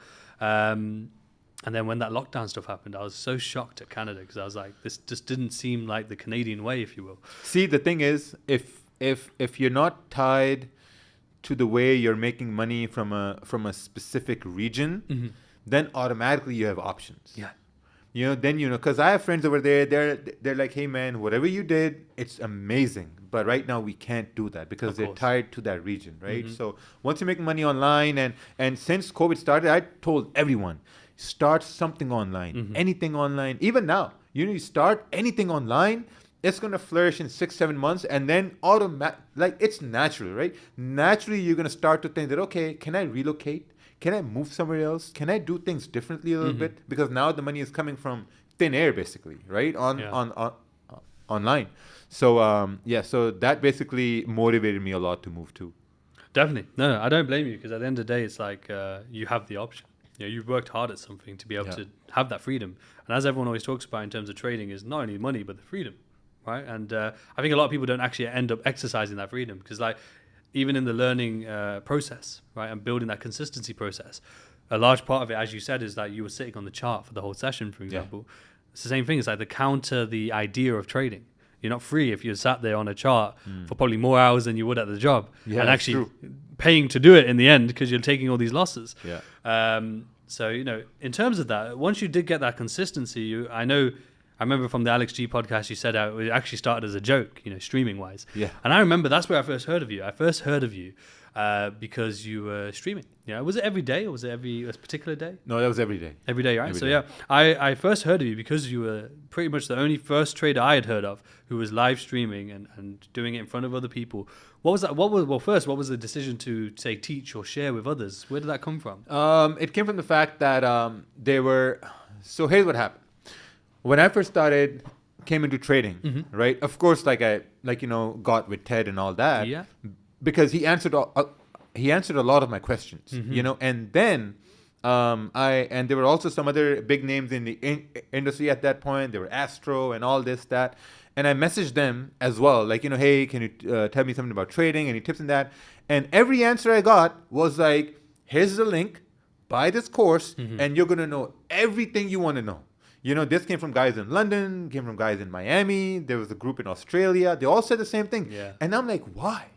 And I said to myself that, okay, if I get better, I'm going to be the kind of an avenue for people where they can come up to and get some free knowledge, right? Like some free game to make money in trading. And that's where live streams also started. Now the live stream, they basically started as a joke that, okay, you know what? We're going to have someone with a camera and a mask on, and he's just going to trade.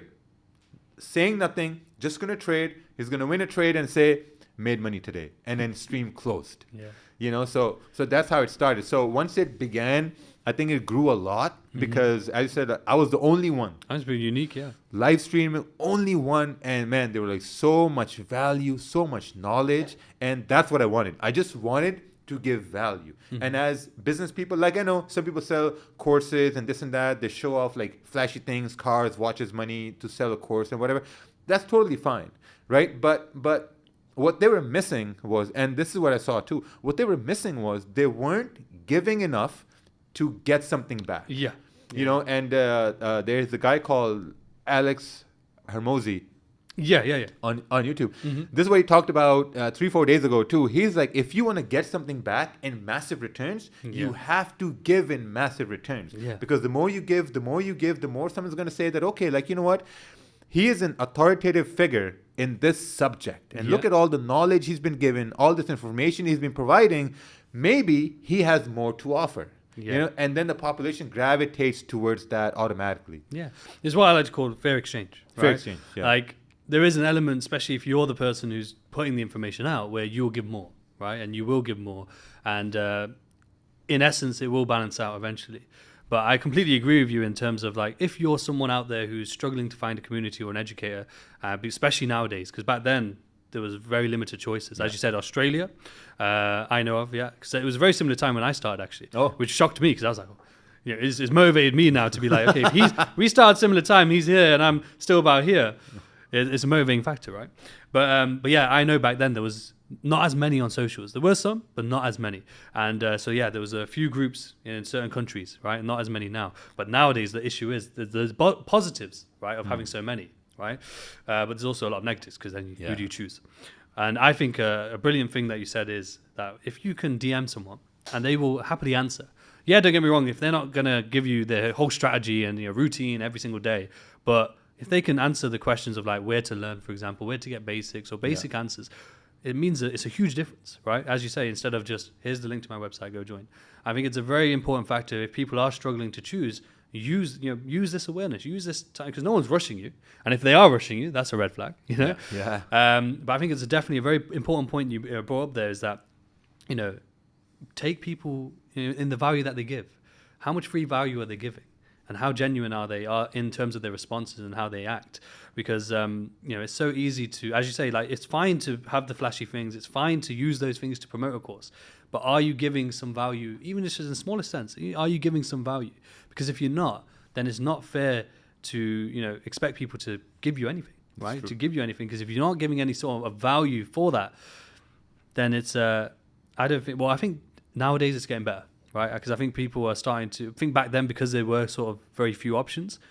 There's very few options to then choose between. Well, now because there are more options, it's become a lot easier for people to sort of pick and choose. Yeah, I think people still have the unfortunate case of jumping, which we'll get to, no doubt. But in terms of the streams then, so they picked up from there, right? And it started with just as a joke, as you say. And I think it's interesting because I always feel like when you don't plan something, usually something good ends up coming out of it. But when you force something and try and be so like, like sort of stringent and I'm going to plan this, and this, and the live stream needs to be 60 minutes. And, once you do that sort of scale, it never works out. It's always stressful.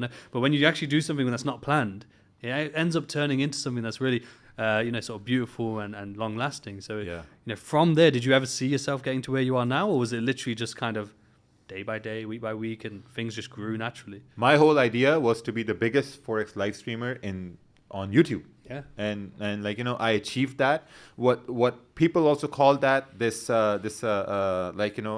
Raja Banks, the host of the New York section live streams, this basically became this is the prime time of YouTube Forex education. It was the prime time. The biggest audience ever on NFP, I think the maximum we had was around 10,000 people watching live. That's a lot, man. 10,000 people watching you, listening to every word you say. Right, so then you start to think about that. Okay, there are 10,000 people listening to everything I say, and they're all traders. Mm-hmm. It's not like some organic. No, random people. Yeah, they're all specific traders. What can we do to monetize that? Mm-hmm. You get what I'm saying? What can we do to monetize that? Maybe like a service or some announcement or something like that. So I think building an audience was the best thing we ever did, hands down. And you did it from free value. Right? You did free value.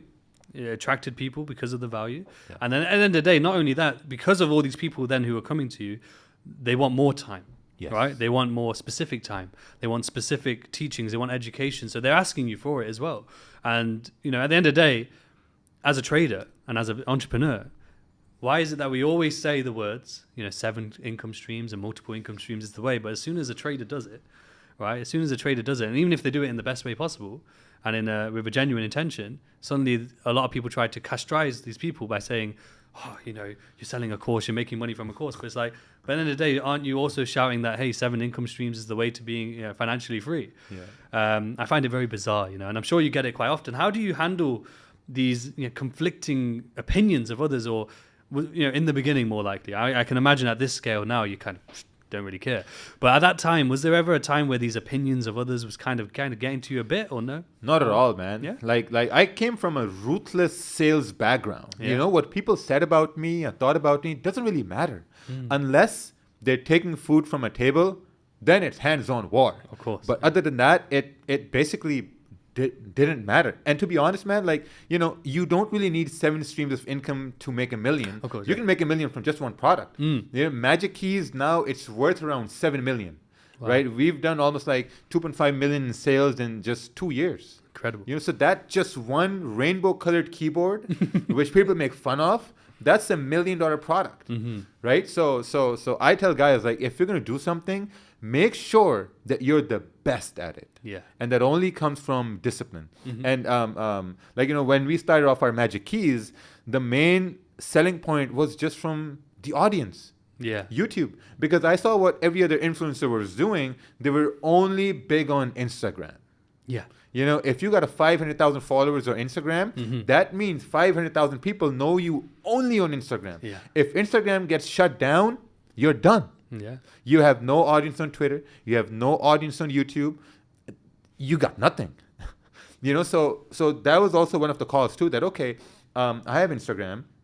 I got to start building my YouTube too. Yeah. Because if Instagram gets shut down, I'm done. So I got to build an audience on YouTube. I got to build an audience on Twitter now. I got like almost 40,000 followers on You done it quick, man. I seen you. You It jumped went on Twitter. quick. You went on Twitter and went attack mode, man. Yeah. You went not only in every way as well, like so the tweets, the polarizing. And you know what you're doing, man. Honestly, like in terms of, I respect it a lot because at the end, I jumped on Twitter probably similar time to when you did. Oh, yeah. And again, it's like a 10x or 100x, right? Because you know what you're doing, and you do it in a way which is necessary. In right? any industry you're in, you have to ruffle some feathers. Yeah. If you're not ruffling feathers, man, you have to do it. Yeah. Because that creates attention. It's something I learned, right? And I learned it very interesting because I do podcasts, right? We do podcasts, very wholesome conversation. I've done, YouTube videos. I've done, case studies, you name it, right? It's probably similar to yourself. And the funny thing is, the thing that got the most growth ever was this 20-second clip I did,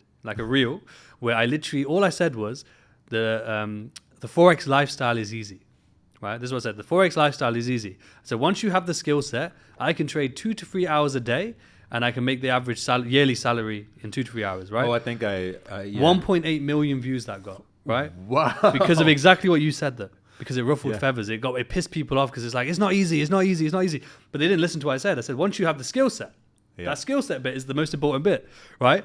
It's obviously, if I could, I would say 1.8 million views on that reel. and it's still going. Bro, it's still going. And it's insane to me because it really opened my eyes to like, I can sit there and do a podcast for 2 hours. I could do a video for 20 minutes talking about all the things you need to do and really explaining like it's not going to be easy and it's, you're going to have to lose and you're going to have to do all the right things, right? As I have done as well in the past.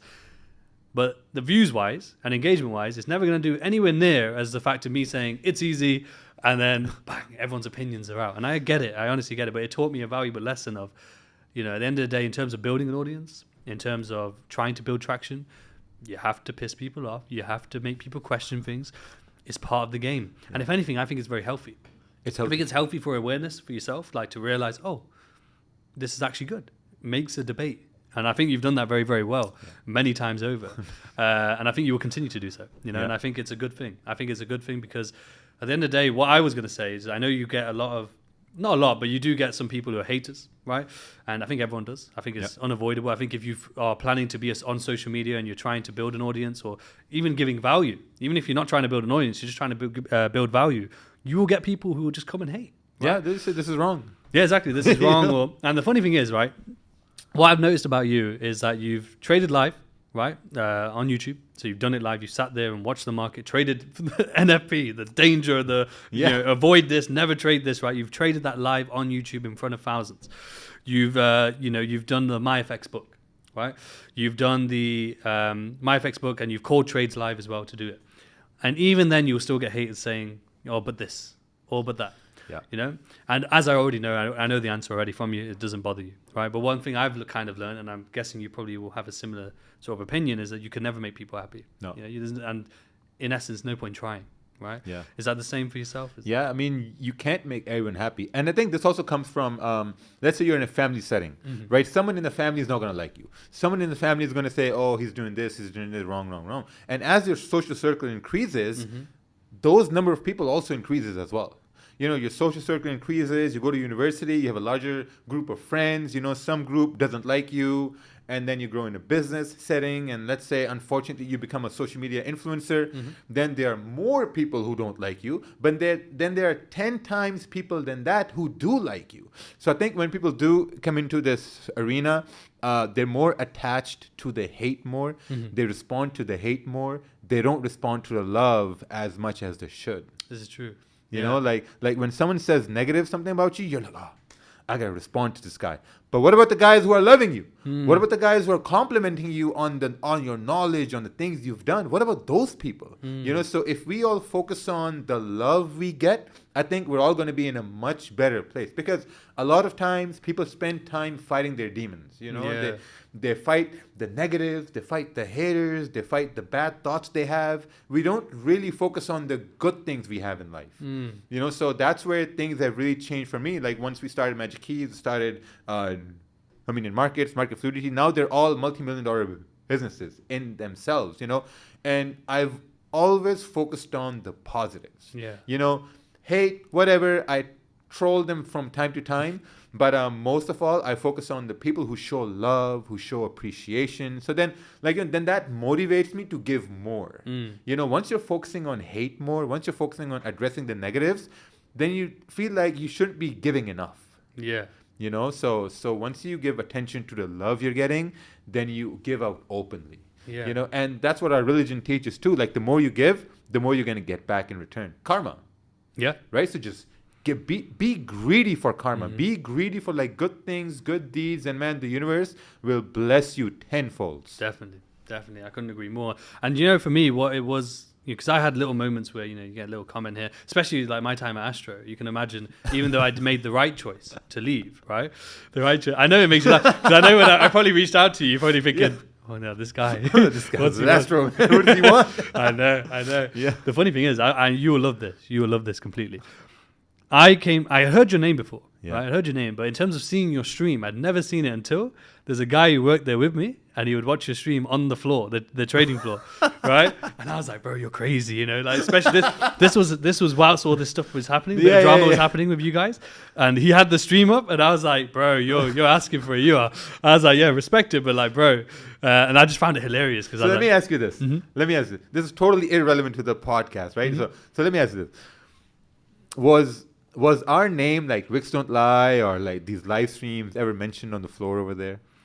Well, like I said, that guy had it up. Oh. Do you mean like in terms of students or in terms of like them? Yeah, like someone would say that, but Wicks Don't Lie does this, or this new strategy from YouTube, or... To be fair to you, there was, I'll be honest with you, right? It was very strict on purpose, right? You cannot, not as in terms of us, even then it was, but like people who would go there in terms of trading floor wise, they would already, it was kind of what had happened was they'd created this narrative, right?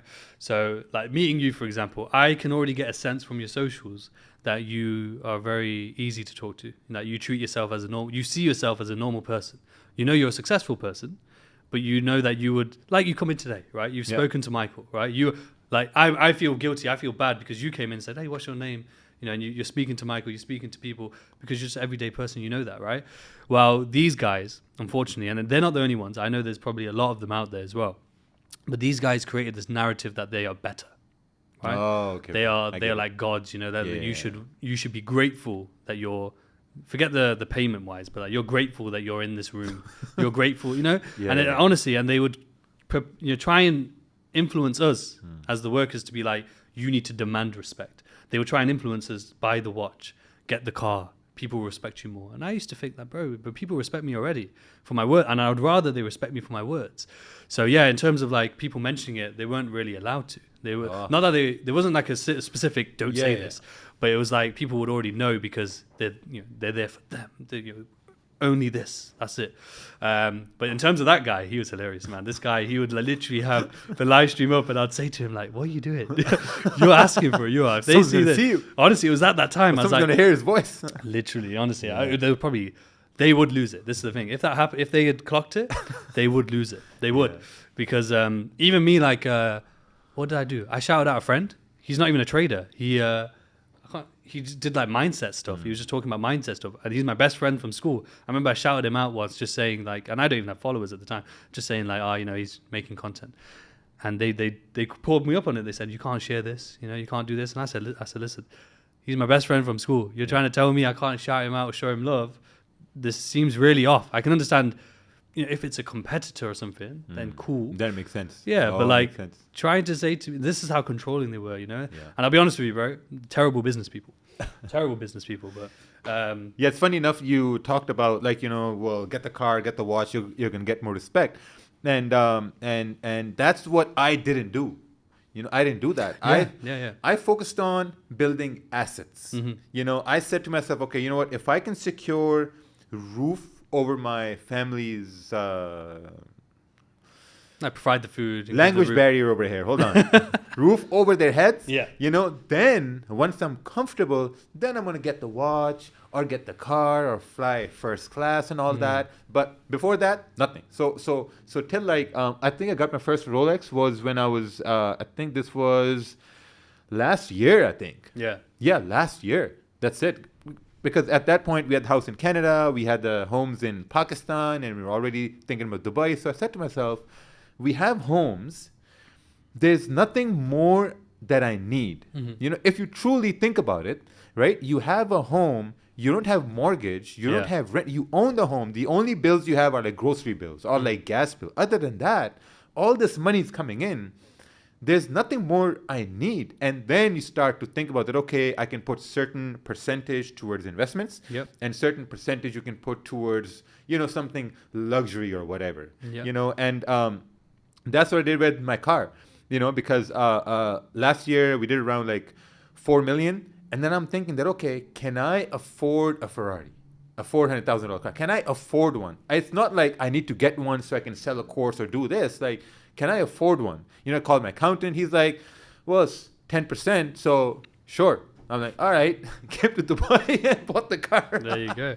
How was that though? So like, do you think of it in that way? Like, okay, here's my income, and then sort of breaking it up into his percentage I can put towards this percentage, here, and well, this is tax, this is this. Do you break it up in that way? So it's kind of then that dictates the decision for you. This is the amount I assign to luxury and enjoyment, while this is a amount for investment. Absolutely, because I've lost money in the past, and like I come from a fast where I've always had money. There have been like small portions of my life where I was broke, so I already knew how to manage money.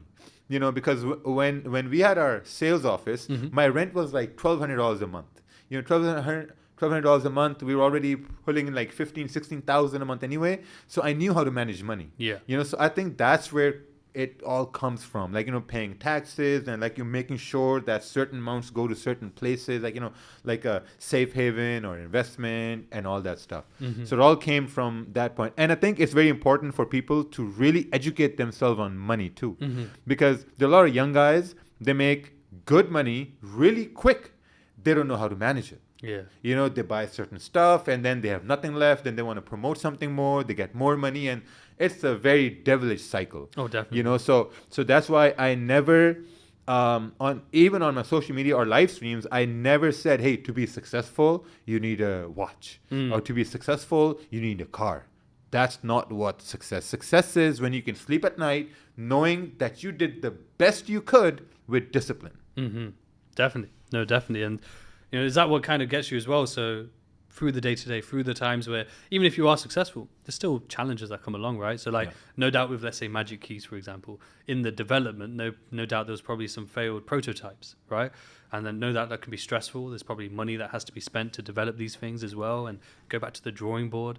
So is it the fact that you are working hard, even with the challenges, day to day, every single day, working hard at something, and as you say, providing for the family, and living life still, at a very decent level, might not even be luxury, but just decent level, you're still living. Is that the part that is success? Is that the part that gets you through those hard times as well, knowing that I'm still going day by day? Bro, it's all about working smart. You got to work smart. And I remember when we started Magic Keys, we actually didn't even have the product. When we made the sales page, we had no product. We just had 2 prototypes. I had one, and my partner in Italy, who was at that time, I think 18 or 19 years old. Oh, wow. He had one. So he coded everything. I was in charge of like marketing and showing people and everything. Great guy. Right. And we made the sales page launched up, and then we got like 40 orders, 50 orders. We're like, what the hell? 40, 50 orders? We don't even have the product, So then we had to source the product came, and then we started selling it. And then I'm thinking that, okay, then a lot of people approached us to say that, hey, we can run paid ads for you. Okay. And I'm like, no, because my whole thing was that whatever business I'm going to launch, it has to start with zero money down. Yeah. That's where you make most profits, zero money down. And I'm like, okay, I have YouTube audience and I have Instagram audience. How can I leverage this audience to show them something that has value? Of course. So I started using on YouTube, started showing people. And there were people who said, oh, no one's going to use it. Yeah. But then there were more people who said that we will use it. Yeah. So anything in business, the trick is to find the people who have the same wavelengths as you. Yeah. Because if you like something, there are a million people who like the same thing. You just got to find them. And then once we started, funny thing, in 2019 or 2020, I paid $70,000 in commissions to Vantage FX. Okay. By trading. Start to think about it. I'm like, okay, you know what? If I have my own platform, I would have paid maybe $30,000. Because then you're buying liquidity at wholesale, right? So that's where we started Dominion Markets. And then I'm like, okay, how can we grow the client base? And then we started to think about, now, no broker does this ever. So I looked at the industry. I'm like, okay, you got big guys like IC Markets, Vantage FX, Pepperstone, whatever, Yugo FX, you name it, And the only thing they say is that, oh, we have the best spreads, best leverage, like low commissions, blah, blah, blah. Same thing. How could we be different? And this is not to show how big we did or whatever. This is just to show the strategy we use, that, okay, what can we give more? We had Magic Keys and we had market fluidity, right? We're like, okay, anyone who trades on Dominion Markets, you're going to pay commissions just like any other platform, right? But you can use your commissions to get Magic Keys for free. You're paying commissions anyway. Trading environment is the same. You can use your commissions to get education, market fluidity. So I think that drove a lot of people. So I think in April, it's going to be 2 years. We're up to about 60, 70,000 live clients now. Wow. Unbelievable. Only because of thinking, what more can we give to clients? Yeah. So when it came to both, let's start with Magic Keys, because that's innovation. Right, it's innovation. I said it to someone else I did an interview with, Brian, because they're looking at doing a sort of a journal, right, automated journal. So you just have to input the account details, and then you just put the screenshots. So a lot of people don't journal; they don't find it very tedious. Automated, again, innovation, right? There's a problem. So even with trading from the phone, working out the lot size, sometimes the speed of the trade you miss out, working out the commission, etc. There's a problem. So how was it, going through that process of, okay, here we have, how can we create a solution, right? Was it where you kind of just, with your partner as well, work out, okay, here's a solution that we can put together? And no doubt there was obviously, the coding aspect, as you said. But how was it for you? Was it a really great feeling saying, hey, we've got this product that can really help traders, really help them, in a massive way, especially with today's sort of styles that we're seeing, obviously lower time frames and scalping. It requires speed. Yeah. And at that speed, if you don't have the proper risk management, at the end of the day, it can be very dangerous. Or you can miss opportunities as well. So therefore, you're not making the money that you can make. Yeah, exactly. It was basically my buddy. He works at a hedge fund in Switzerland, and they have the Bloomberg terminal, and they have this Bloomberg keyboard. On that Bloomberg keyboard, they have hotkeys. Buy, sell, close half, open, close, like whatever the function is there. And I started to think, why can't we have the same thing for MetaTrader? Yeah. Right? And I started to think, okay, if I had this thing for MetaTrader, I'd 100% use it. Because you click open trade and trade opens on the screen, you're like, this is magic. If you want to close half on MetaTrader, you got to right click and then click close half, or you get a script, you got to move your mouse into that. Yeah. If I can do it with the press of a button, that's magic. So that's where the whole idea came from. And I posted on my Instagram, I'm looking for some programmers to do this, blah, blah. Like a lot of people, they had the wrong approach. They approached me saying, oh, we're going to charge you this much to do this for you. Yeah. Then there was this one kid from Italy. He's grown now. From Italy, he sent me a picture of a magic key, like a calculator, with like buttons on it, like TP, close, half, close. I'm like, wow, this is what I'm looking for. And we started talking, and then we started say, okay, I want to do this. We want to take this to full throttle. At that time he was in university. I'm like, hey, you got to make a choice. Either you do this with me, if it doesn't work, you put can it go on back to university. Yeah. And I'm like, listen, if you don't fuck me over, you're going to make a lot of money with this. This is going to do really, really well. And alhamdulillah, bro, it went really well. Magic Keys, it just changed so many things for so many people. Oh, 100%. I've got students who use it as well. Yeah. And they say they can't trade without it, of course. I saw it on the floor too, at the office, the Mayfair office. Who was it? Yeah, someone posted a picture and someone sent. They're like, bro, Magic Keys is there. Whoa! I'm telling you, you see some people smuggle it in, man. It doesn't surprise me, honestly, because at the end of the day, again, it's a great tool, honestly. Yeah. And I know there are other iterations who probably copied it since, but the original, in my opinion, is the original. I know you have a digital version as well, right? Yeah, it's incredible, honestly. But you know why we launched the digital version? Because there were people who couldn't afford the physical version, which was like $150. So we're like, okay, let's launch a digital version, $30, and from that, people will be able to manage risk. Once you're managing risk, you're losing less, which means you have more money. And then a point will come where they will have enough money to buy the physical version. But here's the kicker. You're not going to buy the physical version for full $150. You'll buy for $120 because you already have the $30 one. There you go. Yeah. So that was like, okay, we could probably do this business strategy, see if it works, and it works. Like a lot of people who buy the digital one, eventually they upgrade to the physical one. It's incredible, honestly. And, it just goes to show that you listen to the audience, right? And it's a big thing because a lot of people who get into trading, I get so many messages from third world countries, right? Where income-wise, they physically can't increase their income to massive amounts, right? Unless some are obviously starting to, as you said, online business, learning certain online skills, not trading in particular, where they can then outsource on Fiverr and offer certain services to increase income. But in terms of a 9-to-5 and grinding out a job, the income is capped to $200, $300 a month max. Even then, that's probably high.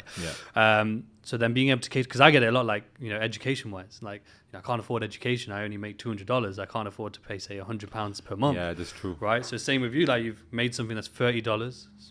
That's affordable to everyone. And then showing that you care in terms of if you then get the next product, we'll just take it off. Right, a lot of people wouldn't do that. They'll just be pay the full price for the next one as well. So it's really great to see. And as you mentioned, in terms of kind of interlooping all those products there, again, as you say, it is not something that people do because at the end of the day, brokers, they say you need to be educated, but they won't ever say here's some education, right? I think sometimes they do some free webinars and stuff with someone who probably doesn't know what they're doing. They're not basically that educational. That's it. It's just here's some lines. Or normally it's indicators, isn't it? It's the easier one to use. But yeah, in terms of the brokerage, right? I'm sure you get it a lot, or you trade on your own brokerage, right? Yeah. But as you've already explained there, at the end of the day, if you're going to use a broker, so far I haven't partnered with anyone, right? I get a lot of offers, I get a lot of emails saying like, promote this brokerage or this prop firm, or even random stuff like games or stuff like that, right? And I just haven't done it yet, but I'm not opposed to doing it, because at the end of the day, I already like refer to certain prop firms, right? Just naturally, because it's like, I know these ones are good, I've used them, etc. And I don't like officially say, it's a sponsor of this podcast or anything like that, but it's like, I'm not opposed to it, because at the end of the day, if I'm already referring people there, or if I'm already using something, at the end of the day, why would I not want to benefit from it if there's a benefit there? So like you said, you're already paying Vantage Broker 70K, right, in swaps and spreads and commissions. So if you do it yourself, you save, just for yourself, you would save 30K. That alone, I'm guessing, is a benefit. So, and then business-wise, if you're going to have so many audience-wise and students-wise, you're going to have so many people asking you, what broker should I go to? If I could start a broker, and I can know that they'll get good commissions, good spreads, and obviously the setup will be in their favor, why wouldn't I refer them there, where then also I would benefit from whatever commissions, charges, or whatever. So when you hear people saying like, you trade on your own broker, what are your thoughts in terms of... I'm just like, I save money that way. I save money that way. If I trade on my own platform, I'm trading on it. I'm saving money on that way. I'm getting withdrawals on that way. Then, guys say, it's probably like B book and A book. And the reason we started to incorporate education was so that people can be better traders, right? Because Magic Keys has produced thousands of profitable traders who've done really well on funding programs and stuff like this. So we're like, okay, you know what? Once you're an educated trader, you're a profitable trader. And a profitable trader is the biggest asset to a brokerage, because they stay there longer, they trade longer, eventually they trade bigger, which generates more commissions in profits, right? On a B-book side, you're basically like, all the losses are profits of brokerage. So it's against their best interests for you to be a profitable trader. So we're like, okay, like, you know what? Everything's A, you're getting education, because here's the thing, right? There's a very high turnover rate in the brokerage industry. You get the clients in, client goes to, let's say, broker A, they lose money over there. They're like, the broker did this, I'll lose money. Let me go to another broker. They go to another broker. They start broker jumping, like mentor hopping too, right? So we're like, okay, we want to focus on making sure people are profitable, because if someone's profitable, they're going to tell 10 of their friends that I'm profitable on this brokerage because, hey, maybe I got education, and then those 10 will come over to us. They get education, they get profitable, so my whole thought is long-term business. That's what I've always done. So when guys say, you trade on brokerage and whatever, I've been trading on Vantage FX. I've been trading on IC markets, making money, and to be honest, to start a brokerage, we had to put down around 500,000 in liquidity, because if you're going to have customer deposits come in, you have to match those deposits. If you got people coming in with 500,000, you need to put money in liquidity, so if you put money in liquidity, then you have a total A side running 100%. So I mean, that was the whole reason. It was a huge investment. But I think it paid off after like 6-7 months. We came into profits after that. And at the end of the day, like I said, it's entrepreneurship. It's what everyone talks about. Everyone always talks about having a business, and not just well, technically, a lot of people, unfortunately, I would say, they only think about trading. But in terms of trading, there's no guarantee of income. Right? You could be the greatest trader in the world, and there's no guarantee. You can never say, I'm going to make 100K this month. You could say it, but the reality is very different. So the reality of having, as you've already talked about, actually, to be fair, is having those income streams in and being in business helps the trading, takes the edge off, right? Suddenly trading can just do what it needs to do in terms of you turn up and you follow your edge day to day. That's it. Whatever the income is, the income is. And then you have these other income streams, whether it's a business, whether it's a job, a high-paying job, that is covering things, right? And covering the necessities, if you will.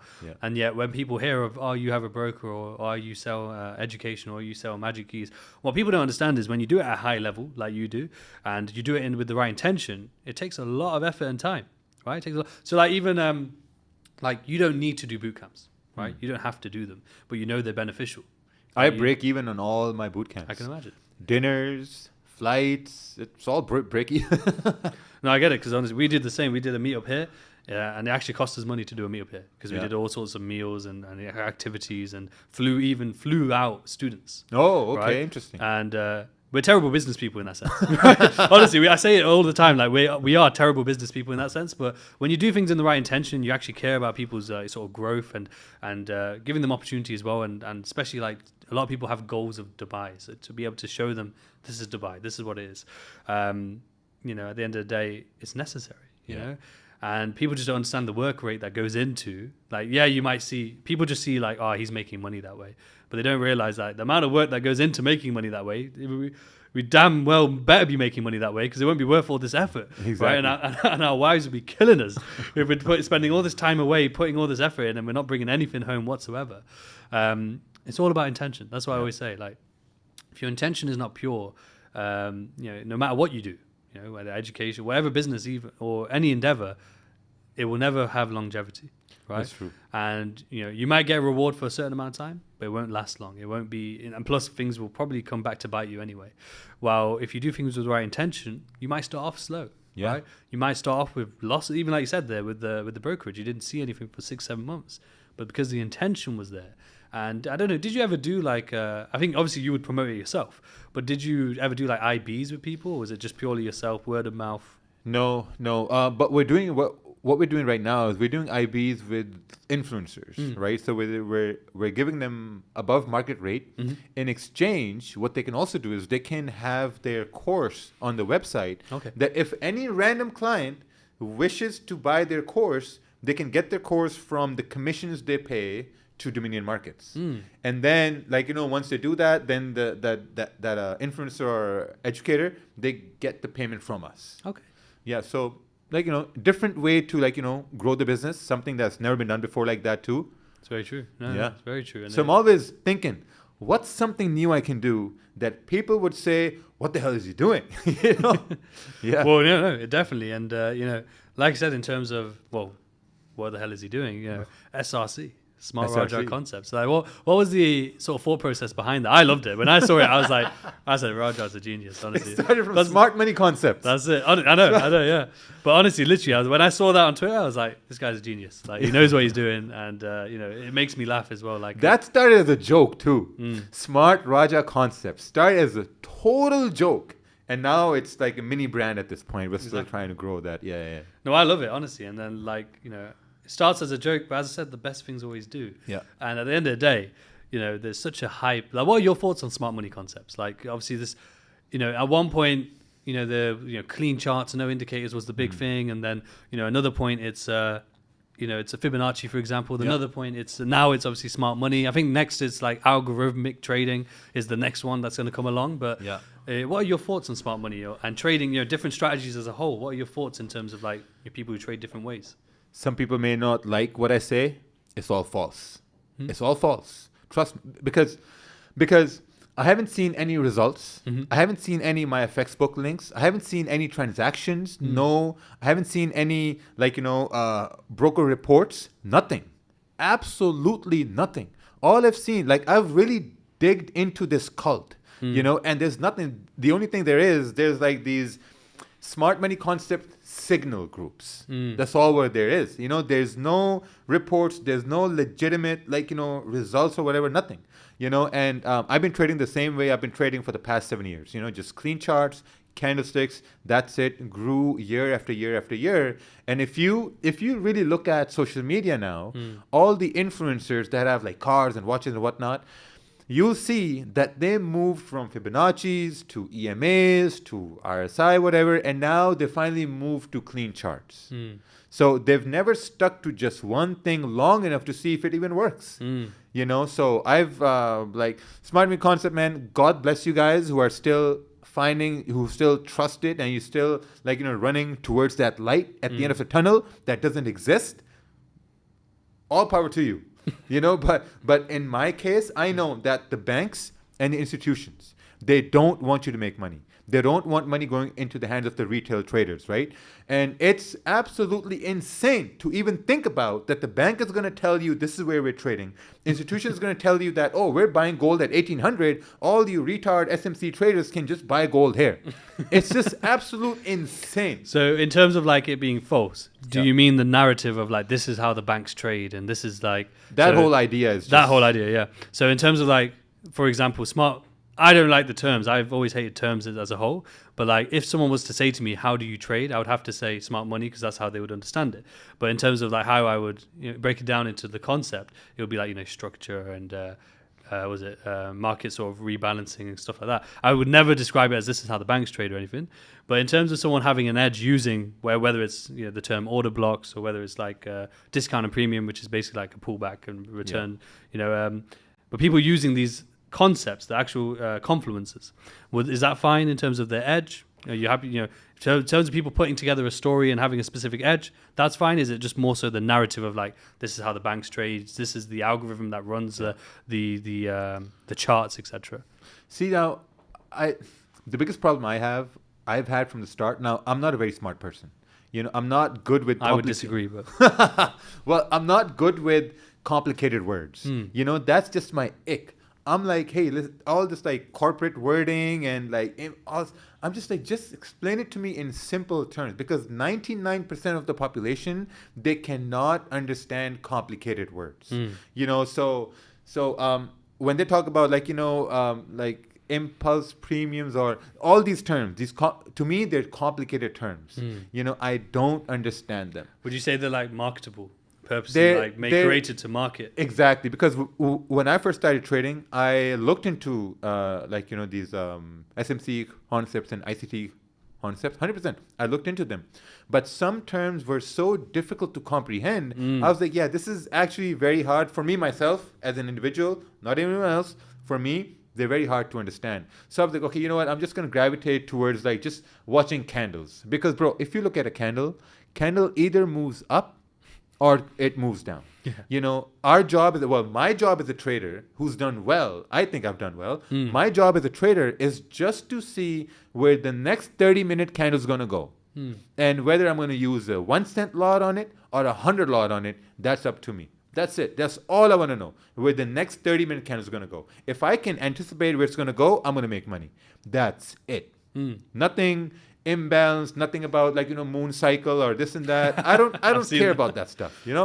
It's all about where the next candle is going to go, and can I accurately predict that every day. That's it.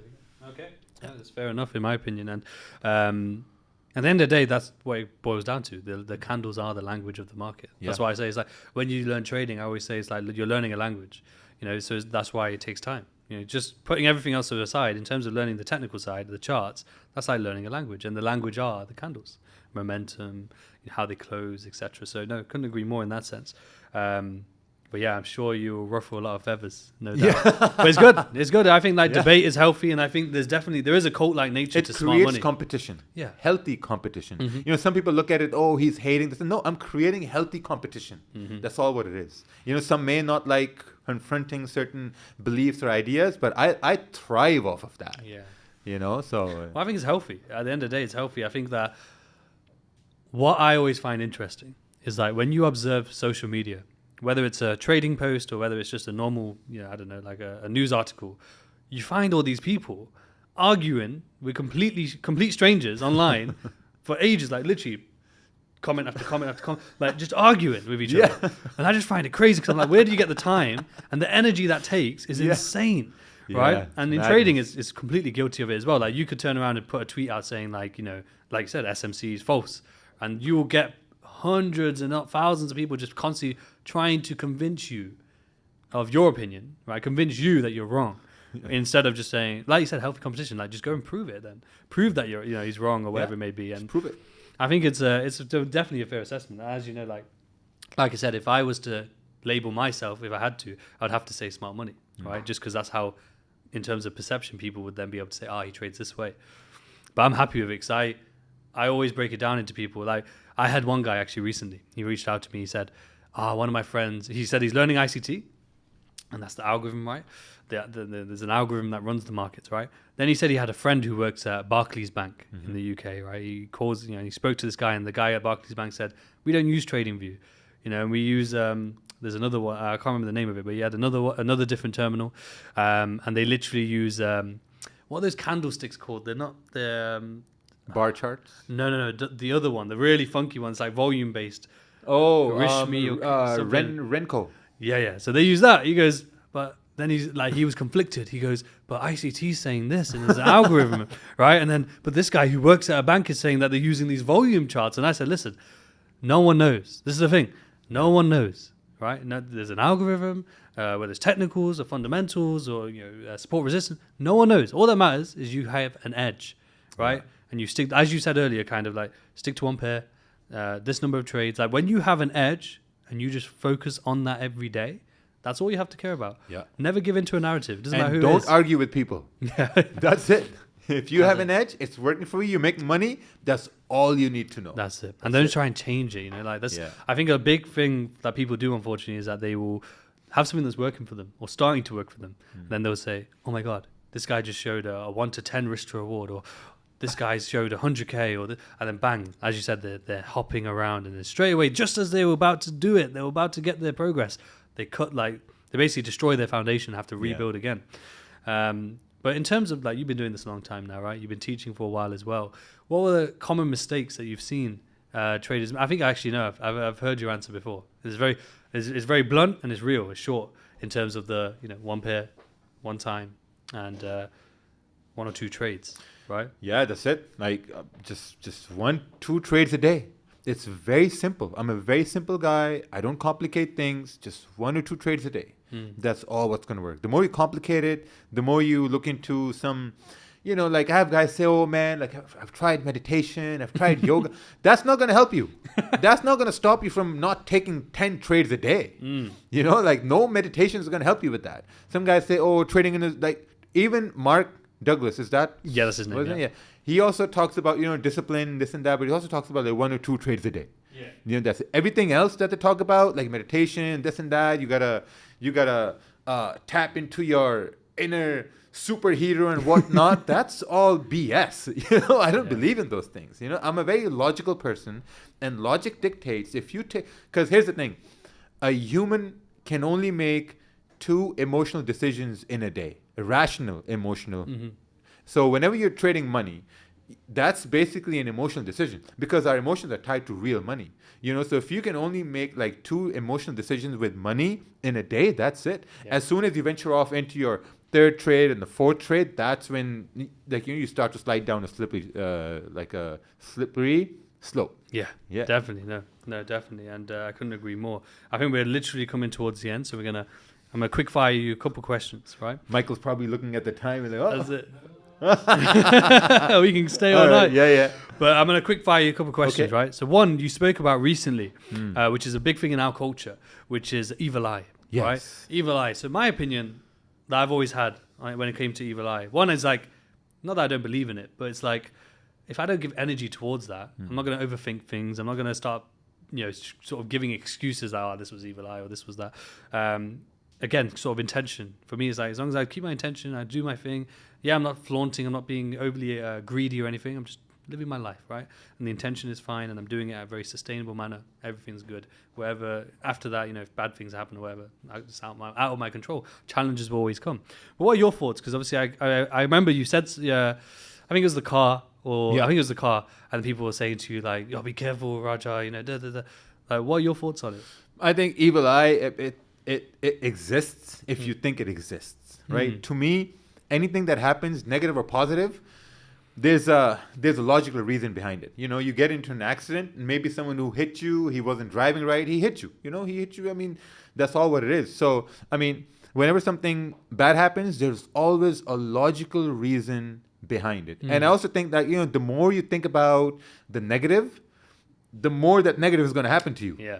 Because you're constantly thinking about it. And that's law of attraction. If you don't think about it, it's whatever. It's fine. And when people say, oh, don't show this, don't do that, evil eye, I'm like, what about evil eye with Elon Musk?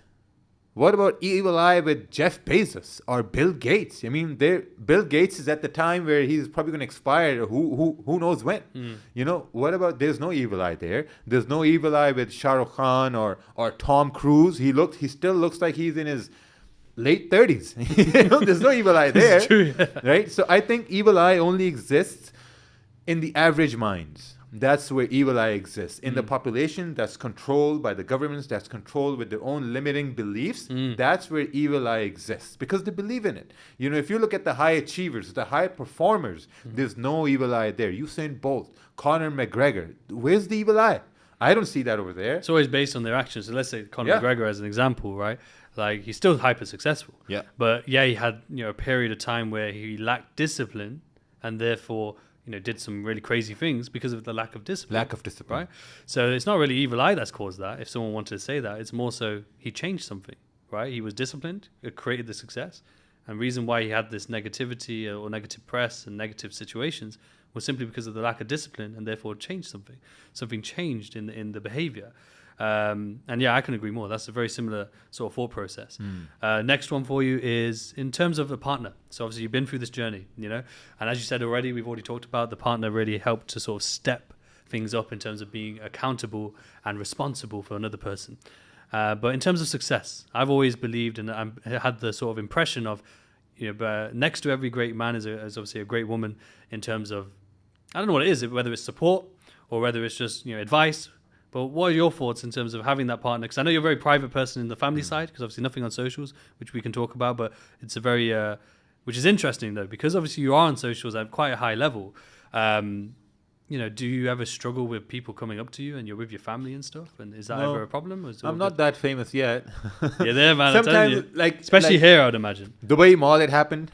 This morning I was driving and some guy basically started waving at me. So I rolled down the window. He's like, Raja Banks. And I'm like, how'd you recognize me? He's like, your car. I'm like, oh, okay. Yeah, definitely. Yeah, I think a partner is very important. Very important. Like my wife, I mean, she supports me in everything. In everything that I do, she's like, just good. Even if I think that I shouldn't do it because of whatever reason, she's like, no, just do it.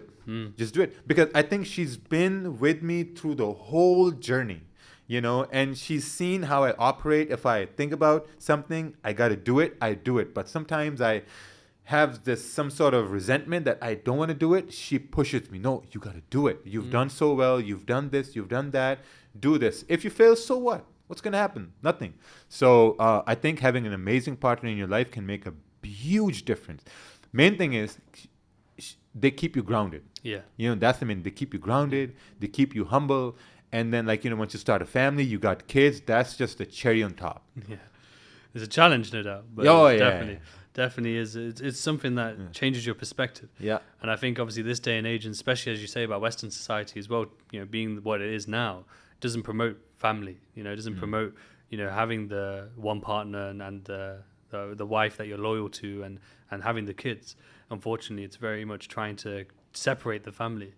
Which I think is causing a lot of the issues that we have nowadays, especially with men's mental health, for example. Yeah, they're not grounded anymore, as you say, and they're kind of lost. And there's a lot of different perceptions and pressures that are being perpetrated on them of how you should be, and it's very interesting. But in terms of discipline, so you talked about meditation and what was it, yoga, not impacting. But I'm a big advocate in saying that obviously as a disciplined person, it won't change the results because it's all about you deciding to obviously be a certain way and disciplined towards your trading. But I do say it helps to be a disciplined person, right? So I know you work out, but would you say being disciplined in your everyday life, so whether it's working out, dieting, whatever it may be, something that's hard but you have to do it anyway, would you say that is beneficial and can help to obviously showing discipline towards trading as well? Or would you say no, it's two separate things? No, it helps a lot. Like having a routine, having a disciplined life, it helps a lot. It goes in every other way. Like my whole day is a ritual. I have everything planned to the T. I wake up, I'm going to go to the gym at the same time every day. At the same time, I'll come home, I'll have the same breakfast every day, 5 eggs, toast with peanut butter and coffee with honey, same breakfast. Then I'm going to pick up my son from school, and then the day starts for then the New York session opens in Pakistan, so we do that. Then we have to deal with the customer support for Romanian markets at nighttime for me, and the next day starts the same routine. I don't deviate from my routine. And if you look at every high achiever, they have a routine. Yep. If you don't have routine in your life, whatever you're trying to do or accomplish, you're never going to be able to get there. There's going to be a lot of roadblocks, but you're not going to get there just as you thought you would. Yeah. Because your other part of life has no structure, there's no routine. So for me, even now, bro. This morning I went to the gym. Yep. Yesterday I landed at 3 a.m. in the morning. I woke up at 8:30. After like 3 hours of sleep, I went straight to the gym because I have to do it. Definitely. I think if I mess up one of my routines, it's going to affect the way I conduct my business. It's going to affect the way I conduct my trades and all that. So for me, it's very, very important. Definitely. I couldn't agree more. And I'm glad to hear it. I didn't want to have another like ruffled feathers. I'm like, oh, no, not again. No, I love it. Oh, what's he going to say now? That's it. I love it though. I love it.